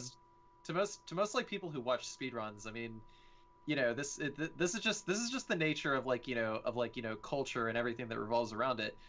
When people say world record, they instantly assume the world record, as in there can only be one world record that is tied to one game ever, and they just there's like the concept of categories is not there. Well, it's Yeah, great it's that there's confusing. 30 or 40 different categories because it means really everyone has a shot Right. at some world record. Yeah. So Yeah, I mean, So- it seems like a huge cop out. Like I'm generally in the camp of if you're going to, like if you're creating leaderboards for a game, try to have as few leaderboards as possible. But Definitely. due to the nature of Resident Evil, you simply can't. yeah, there's Yeah. no option You there. just- Yeah, there is seriously no option, and that's just like between like between like the numbers of categories, like between the difficulties, the game modes, and just like best ending, worst ending, because it actually does add like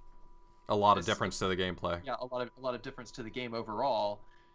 I'm in the same camp as you. I moderate like 100 boards on speedrun.com, and I get people messaging me all the time saying, I played this game in a slightly different way. Can you please add a leaderboard so that I can... I'm like, if you're the only person who ran it and it's not like a... Like, this game only needs one category. Like, right. And Resident Evil definitely is not that. Yeah, Resident Evil is definitely not that. I mean, like, you would think because it doesn't have, like, a bunch of crazy glitches or whatever, because, like, generally most of the leaderboards for different games, like Ocarina of Time being the obvious example, like they have different categories based on the route, the severity of the glitches, and stuff like that, so that there's like different. There's maybe like 4 or 5 different any percent boards for Ocarina of Time, right? Right. So but with Remake on the other hand, there's just like so many opposites, right? Essentially. Yeah, and then because Jill is so much different from Chris. Worst ending is different from best ending. Then on top of that, you have like you have like Knife to lump in as well. But we kind of managed to truncate categories a little bit by making it so that Knife couldn't get best ending because that just wouldn't make any sense from like a percentage standpoint. Knife is basically your low percent category. Sure. Yeah. So go ahead. So the majority of the highest run categories, or the ones with the most submissions on speedrun.com, are Jill and Chris bad ending, no major glitches, no restrictions on like PC or for the remake. So people tend to run this game on PC. It seems like the most people. Right. Like, that's a broad generalization, but like there's 2 or 3 leaderboards that have about 40 submissions, and then if you go to like the Sega Saturn leaderboard or the Deadly Silence leaderboard, you're looking at like 3 submissions or something. So. Right. For most of the podcasts, like we've been talking about remake mostly, but in the context of the original game, there are actually several sequence breaking glitches for the original game, which essentially skip cutscenes. The plant where you use the chemical on it to kill it, you can actually skip that in the original game. Oh wow! It saves about 5 minutes overall, but of course that changes the route overall. So that you have like different events, different cutscenes, and what have you. But you also have to be like frame perfect. Like the reason why we separate between glitched and glitchless is because there's the glitches in the game are essentially cutscene skips. Right.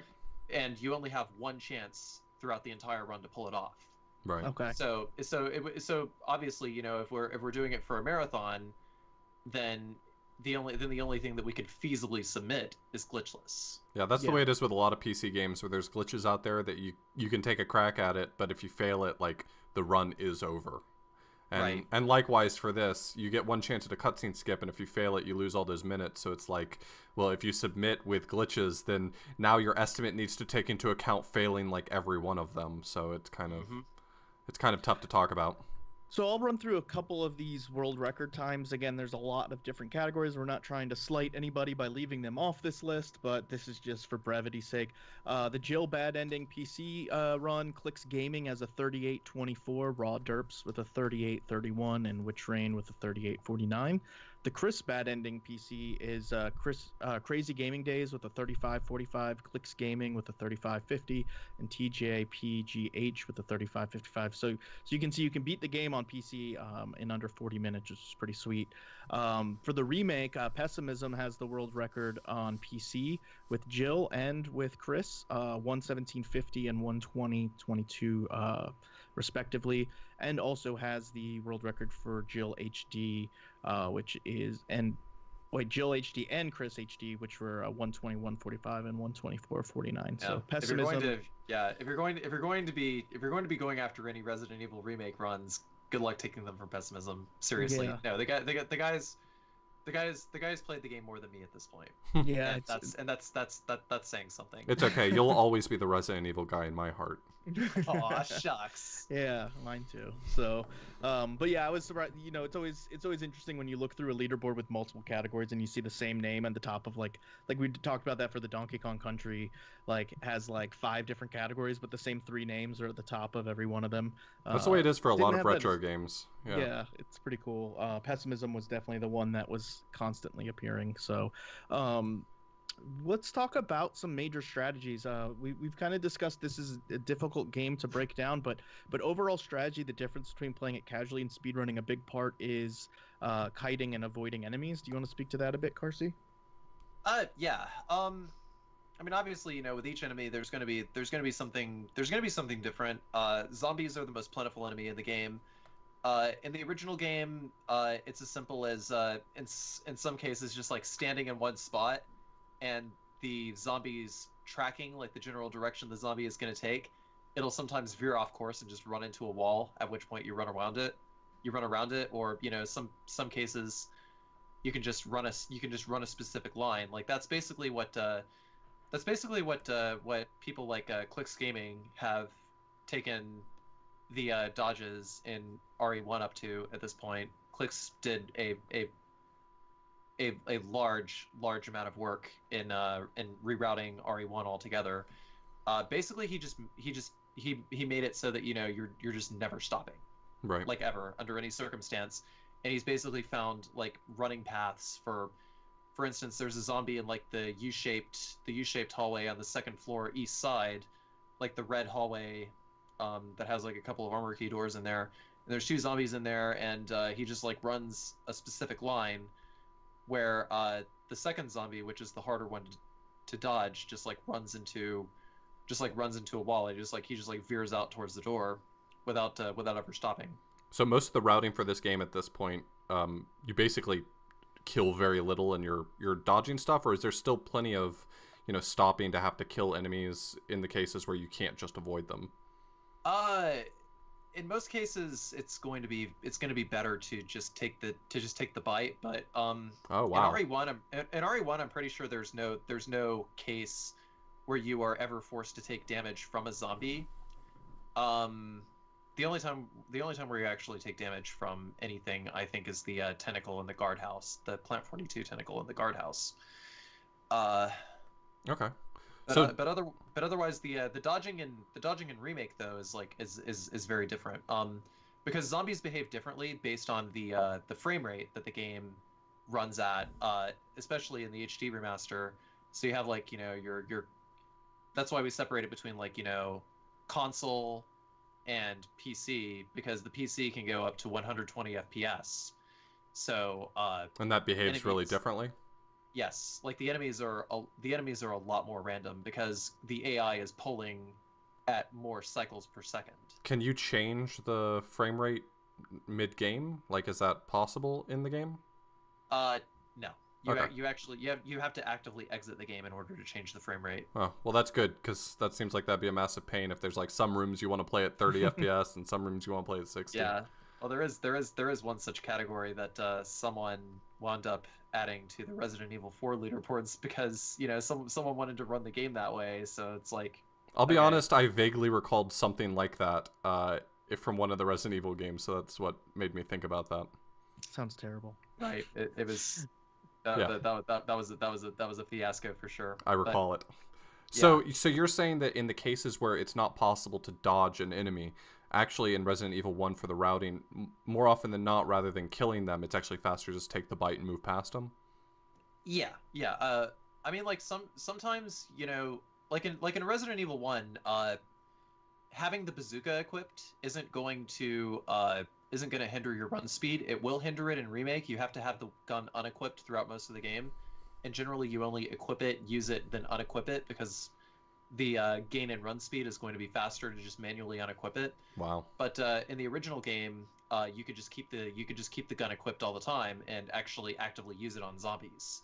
Nice. Like if a zombie, like obviously, you know, if the time that it takes to dodge the zombie is going to exceed the amount of time it takes to simply just shoot it, then Yeah, just shoot it. there's the obvious answer right there is just shoot it.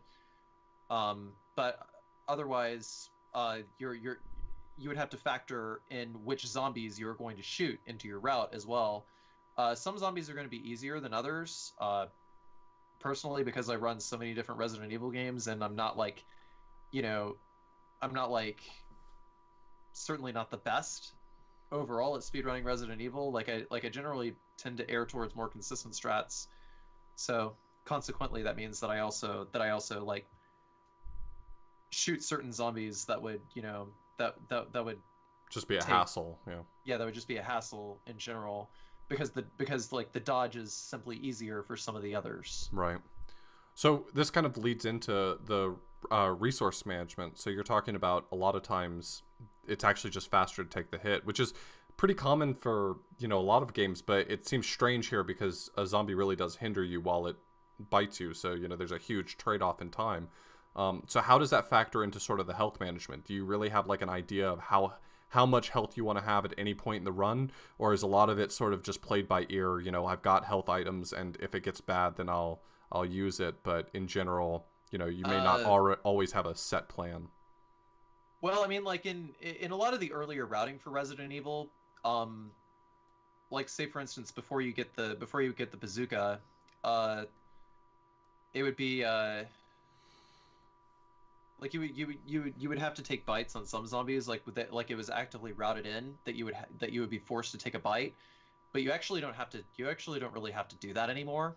Okay. Except for like maybe one zombie on the PlayStation version, like right after the first save room, it's considered the fastest because it's faster to just use the first aid spray like whenever you go to use the chemical to get it out of your inventory versus just putting it in the item box, because the scrolling speed of the item box is going to be slower. And so that's like really nuanced as far as the routing's concerned. Like sometimes it's faster to take a bite, not because it makes you move faster through the room, but because it gives you an opportunity to clear out an inventory slot.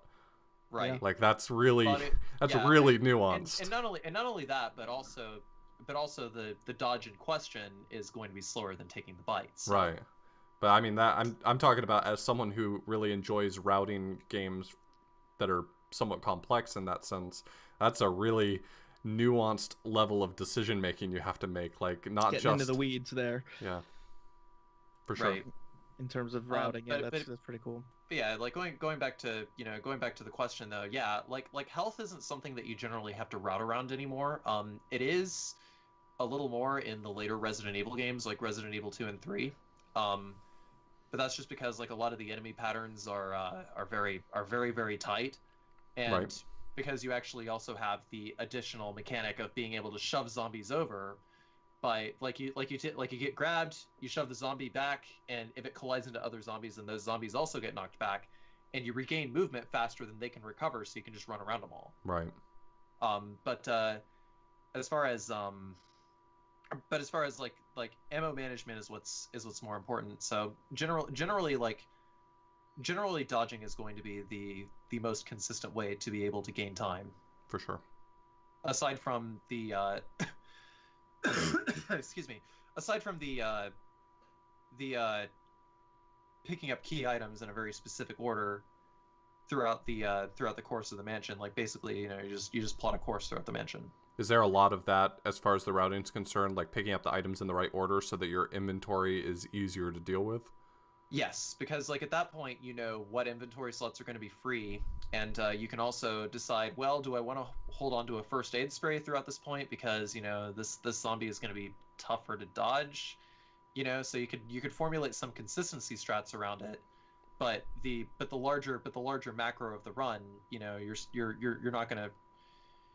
you're going to ultimately pick up as few extra health and ammo pickups as possible. It kind of reminds me of our discussion. It's jam up your inventory, and it's also going to make your cursor movement a lot more difficult as well. It kind of reminds me of talking about inventory management and like Link's Awakening DX, because you can move things around, and the top runners really know where every item is in their inventory at any given time, and like the order that you pick things up and the way that you manage it really can make a huge difference between like mid-level and top-level players.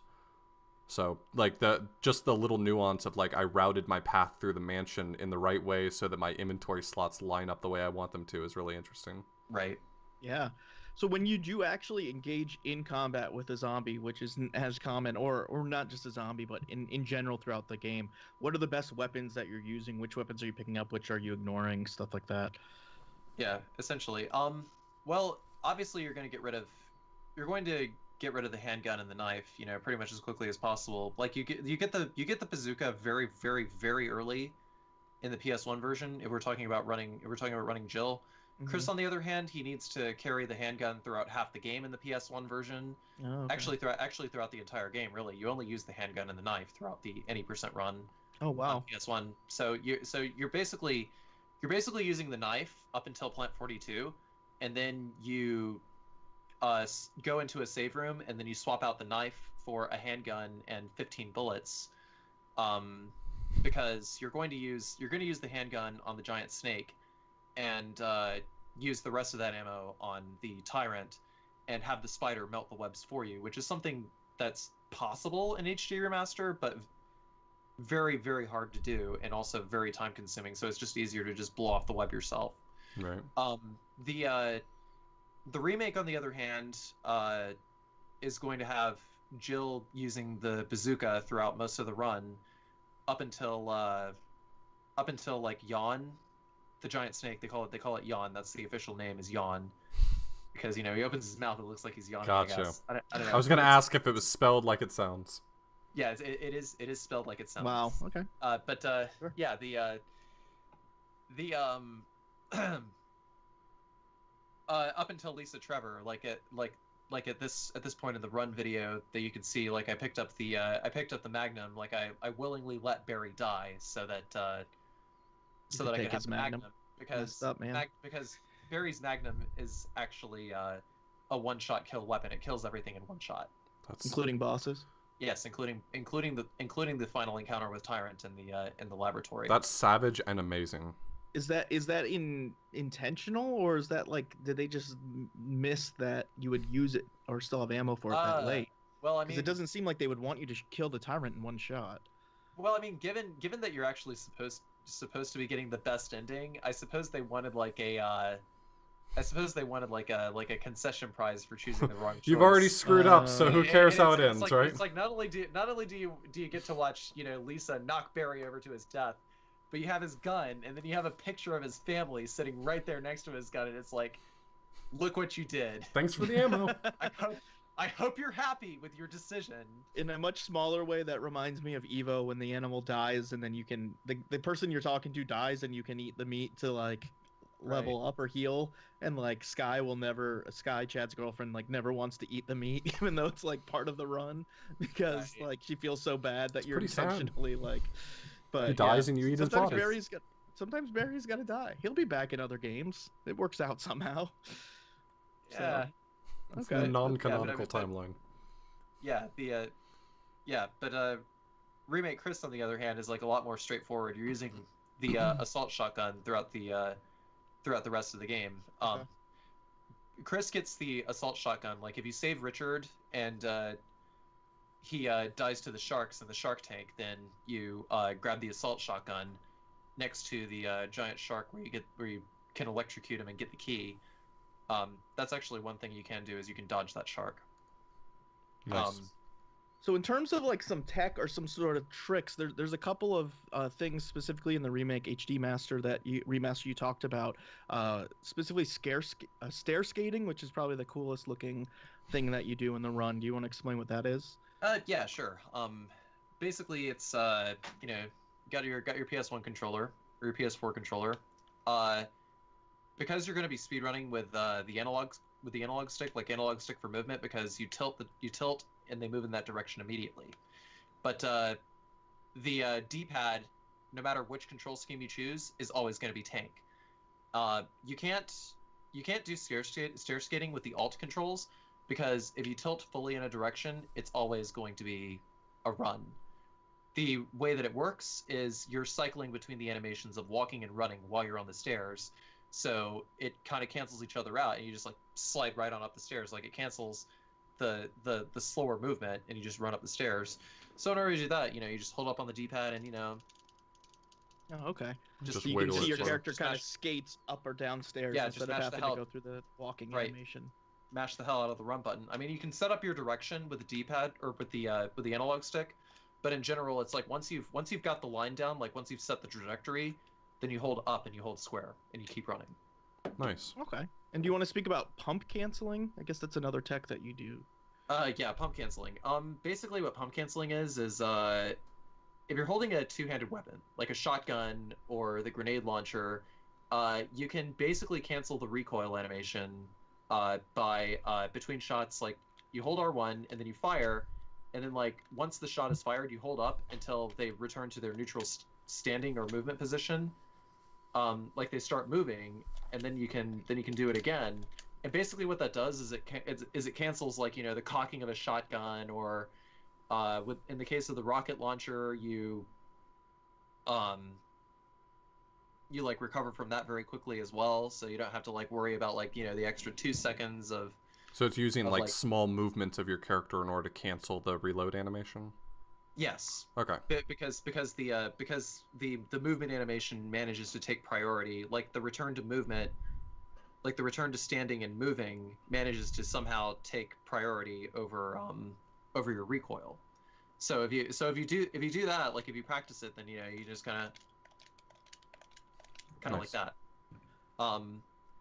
But that's one of the major techniques. You can't do it with Chris though, because every time Chris is in a boss fight, he raises the shotgun to his shoulder. Right. You can do it. You can do it on regular enemies, but it's not really as useful. Right. Oh, my power supply reset. That was so weird. Yeah, it's definitely more useful for Jill than anything else. So last of all, you talked a bit with me before we started recording about a door skip mod. Do you want to explain what that is? I guess people have been using this. Yeah, I mean it's not as widely run, but I wish more people would run it with the door skip mod, because it really doesn't mess with anything performance wise, and the game functions pretty much exactly the same.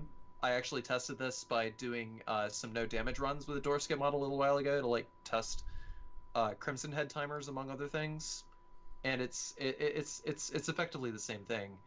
But what the door skip mod does is basically you launch the game and then you alt tab, and it's basically a hack, but you just load the program.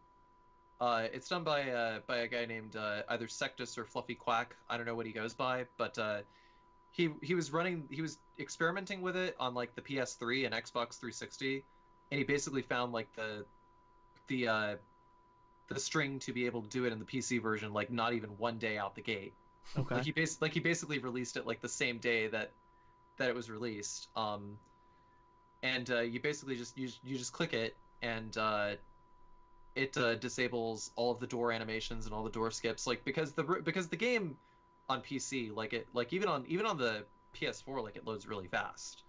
So just like skipping the door cutscenes, just kind of eliminates an otherwise superfluous thing. Yeah, how much time does that take in the run that you'd be cutting out? At least 20 minutes. Wow, 20 minutes of watching doors open. That's pretty significant. Yeah, it's really significant. I mean, at this point, the mod has gone through several revisions to like make sure that the correct flags are triggered, so that like certain sound effects aren't always playing. For instance, like Sure. the early versions of the hack, whenever you turn it on, whenever you go down the elevator into the laboratory, like a certain sound would be on loop like all the time. But they finally Figured out what was causing it. Yes, Sectus finally figured out what did it, and so now after that, the boards were pretty much reopened for door skip. For a while, we were like debating: do we want to have door skip? Do we not want to have door skip? So we just like separated that for obvious reasons, because it is what it is. It's a hack, but at the same time, because other Resident Evil titles on PC also had like door skip like literally built into the game. Right. It's like well, why can't sort we of do brought this as it well? in line. Yeah, it just sort of brought it in line, because it's really just skipping doors, which is, Right. Yeah, and it's not like it has like when I hear of that, I think of like the SM64 hack where you don't have to like Leave exit a the level. painting every level and do that, but that does affect obviously routing and aspects of the run. Like this is literally just loading screens going away. That's definitely cause for a separate leaderboard for all. Absolutely. But yeah, that's pretty cool. So hopefully we can push for that. That sounds interesting. Anytime you can cut out 20 minutes of doors opening, I think that's a Yeah, I mean, positive.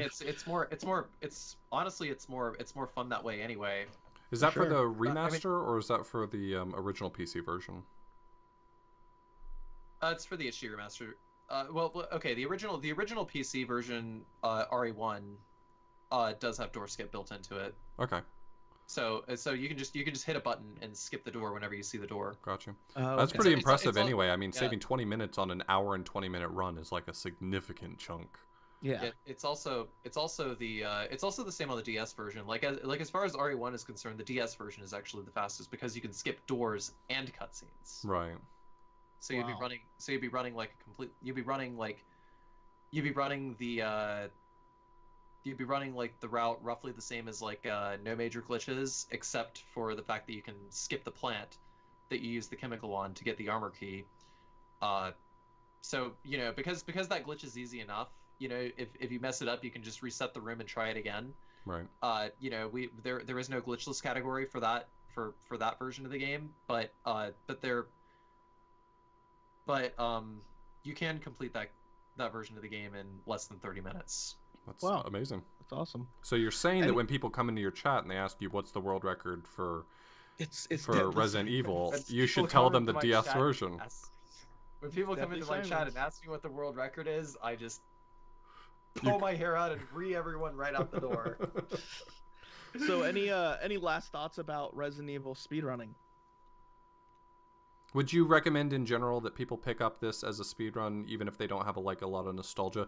I know there's a lot of games out there that's like, it's a good speedrun, but you really already have to love the game. Do you think that there's a lot that would draw someone into this game if they kind of approach this game purely from speedrunning, or do you really kind of already have to love the game? I think it's a combination of nostalgia and what you already run, like kind of retracing back to a conversation that we had pre-show, before we actually started recording. Most people come into running Resident Evil, I think, I mean, this is just anecdotally speaking. Mm-hmm. Like a lot of the comments that I get on my YouTube videos are like, "Wow, thank you so much. I used this route and I got the rocket launcher." Right. Just like stuff like that, because a lot of the game's unlockables are tied in very heavily to being able to complete it quickly. Right. So, so it's a combination of people who want to simply unlock things and just decided and just got carried away with it. That's I actually fall into that camp. Sure. I wanted to I eventually figured out that once I got the rocket launcher, it's like I wonder how fast it can be done with the rocket launcher, and I just found myself speed running it before I learned the term speed running. So you certainly don't have to love this game casually, but it sure helps. It actually very much does help. So I would say that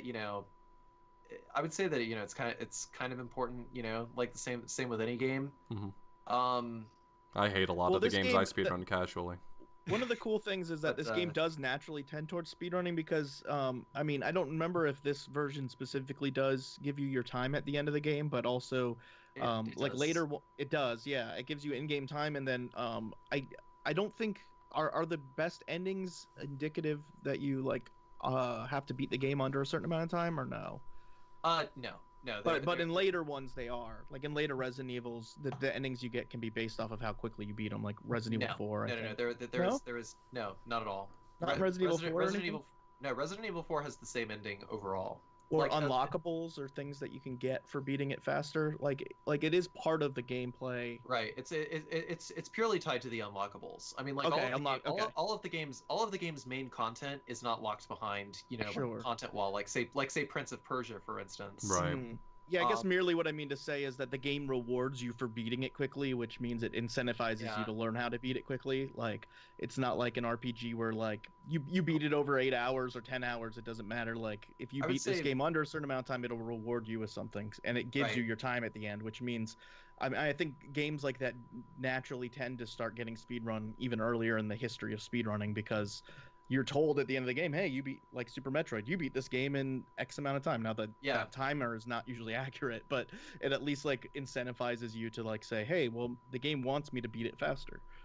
Yeah, it's Right, right. it's like Kid Cool gave you a better ending for beating the game faster, and Doom, you could so easily get overwhelmed if you went too slow. Plus, it told you your time for each level. So Yeah. a lot of those games have their own unique ways of incentivizing you to learn to play it faster and faster. Probably those sorts of things were the genesis for speedrunning as we know it today. But I think that this is probably a good entry in that camp where you tell someone if you beat the game fast enough, we'll give you a rocket launcher. And it's like, well, we're in, we're doing it. Yeah. I would say yeah, but like on a similar note, to people who are already speedrunning games, you're like a potential motivation to pick the game up could simply be, you want like a fairly easy game to learn, or you want something different that is not like that is not all movement tech either, because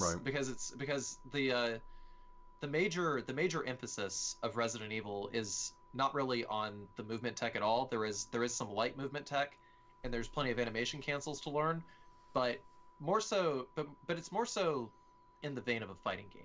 Sure, keeping your cool under pressure, having a plan, that sort of stuff. Right, you're learning a lot about the enemy data in the game, and that's like the thing that's like having the route and knowing how to negotiate each enemy pattern is like paramount to being able to complete the game quickly. That's actually a really interesting comparison. I've never thought about it like that, but yeah, it does have a lot in common with like a fighting game being good at that.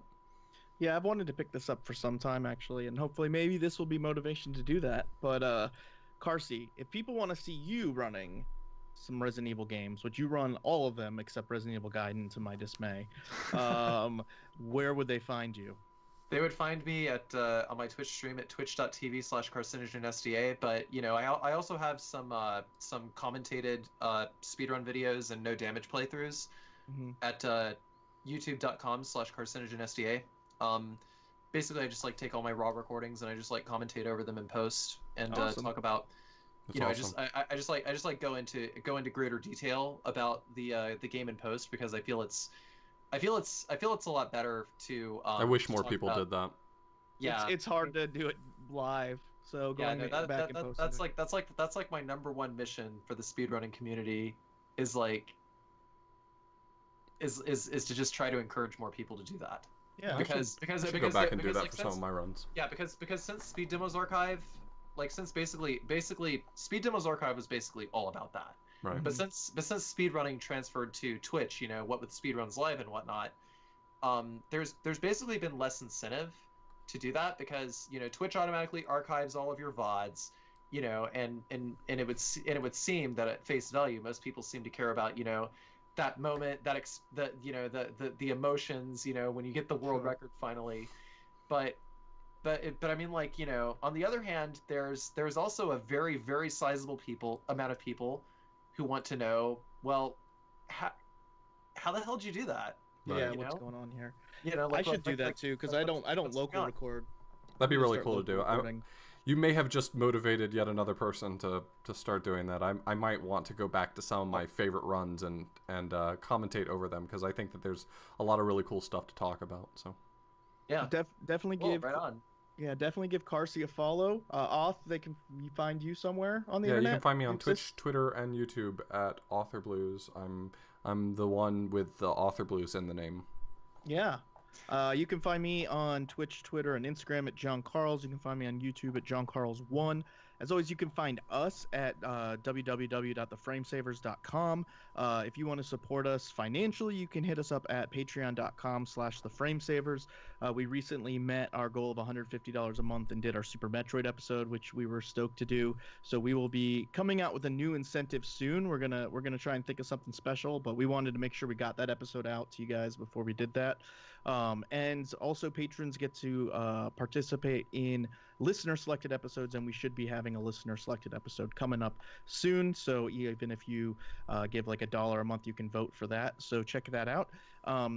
we want to give a shout out to our $25 a month patrons. Tina Hacks, you can find her at twitch.tv/Tina Hacks.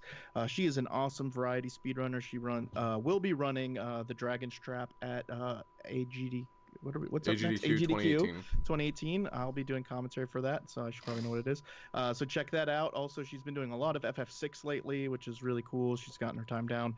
Also, Mr. Pizak, MRPZAK, you can find him at twitch.tv/Mr. Pizak. He does a variety of like NES speed runs. Go check him out as well. Give them follows. Thanks to them for giving us $25 a month. And as always, huge shout out to Brian Morgenthaler for producing our podcast. You can find him on Twitch or Twitter at bmorgstv. He tries to stream horror games with himself or with his wife. He is more or less consistent depending on how his baby is probably sleeping. But go give him a follow. And yeah, we appreciate you guys listening. Check out Resident Evil, and we'll see you later. Take it easy. Bye. Thank you. And we can All right, you can stop your Audacity recording. Just the guide has at the bottom how to export it if you don't know. Oh yeah, what we need I specifically. I got you. I got you. I know how to do this. I'm like I use Audacity for all of my commentary. So we just need a FLAC file. So when you export it, make sure you export it as a FLAC. FLAC, what level? Best? Just when you pick FLAC as your output, just accept whatever default it suggests.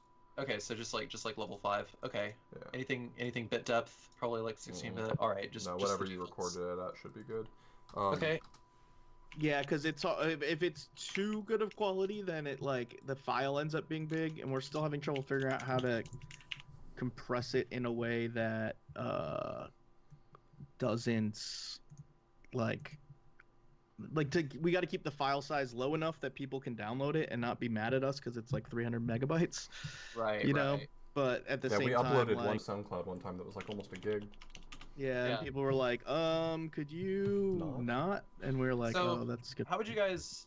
I have a question for you guys. How would you guys feel about me uploading this to my own YouTube channel so I can so I can try to get you guys some traffic a little bit? I mean, that's fine with me. Once I export the video, I'd be happy to send it to you if you want to do that. Yeah. I'm completely fine with that. If you guys are editing down like a trimmed down version, then I'll just sort of I guess like do a little bit more editing, and like and be like, a version of this podcast can be found at at the Frame Savers. Also check them out on YouTube or on Twitch. By all means. I typically do almost no editing. I'll trim the beginning and end if there was like a lot of stuff, but like the transitions between sections I usually don't edit out. So I can either do some of that or I can send it to you and you're welcome to edit it however you want to, but I think that'd be fine. Okay, cool. Yeah, I mean, like, because I think that like, having more, talks like this, like I mean, it kind of serves as content for my own channel as well. Yeah, by all means. Because it's like I don't really often do podcasts or anything of that nature where I like converse and talk about what makes Resident Evil good, what makes Resident Evil speedrunning fun or anything like that. So I think it'll be great supplementary material as well. I think you did a good job. I know how hard it is. I mean, we're 55 episodes into our main series. We're 20 something episodes into our pockets. I know how hard it is to articulate some speedruns. Sometimes you're just like, this is a really cool speedrun, but you kind of have to see it to understand why. So I think you did It's a also really a good weird job. medium to articulate in this format, and it took us a while to get used to it because, like, you're not commenting over a video, so it's like you're having to explain things that people normally are taking visually. We get hundreds and hundreds of listens to the audio format and tens of watches to the YouTube format. So we basically treat the video as being non-existent. I mean, let's just say this experience has touched me. So because I honestly like the way you guys approach like the just like the general experience, like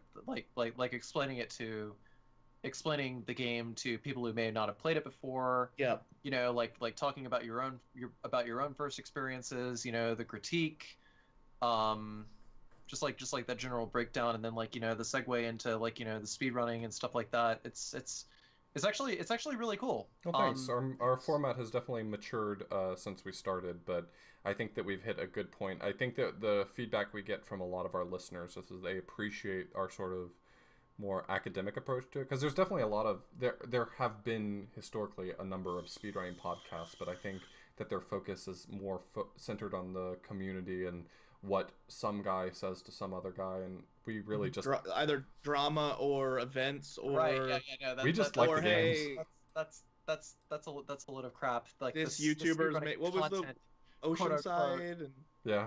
yeah. it was really funny because I was on I can't believe that for the longest time we let people like Apollo Legend be like the goddamn gold standard for how we want to represent our community to fucking everyone else. It's so stupid. Yeah, I think that there's definitely that the speedrunning community has just gone on for this long. You know, like this is why I want to, you know, why I want to try and encourage more people to, you know, to like commentate over their runs. You know, content in speedrunning isn't just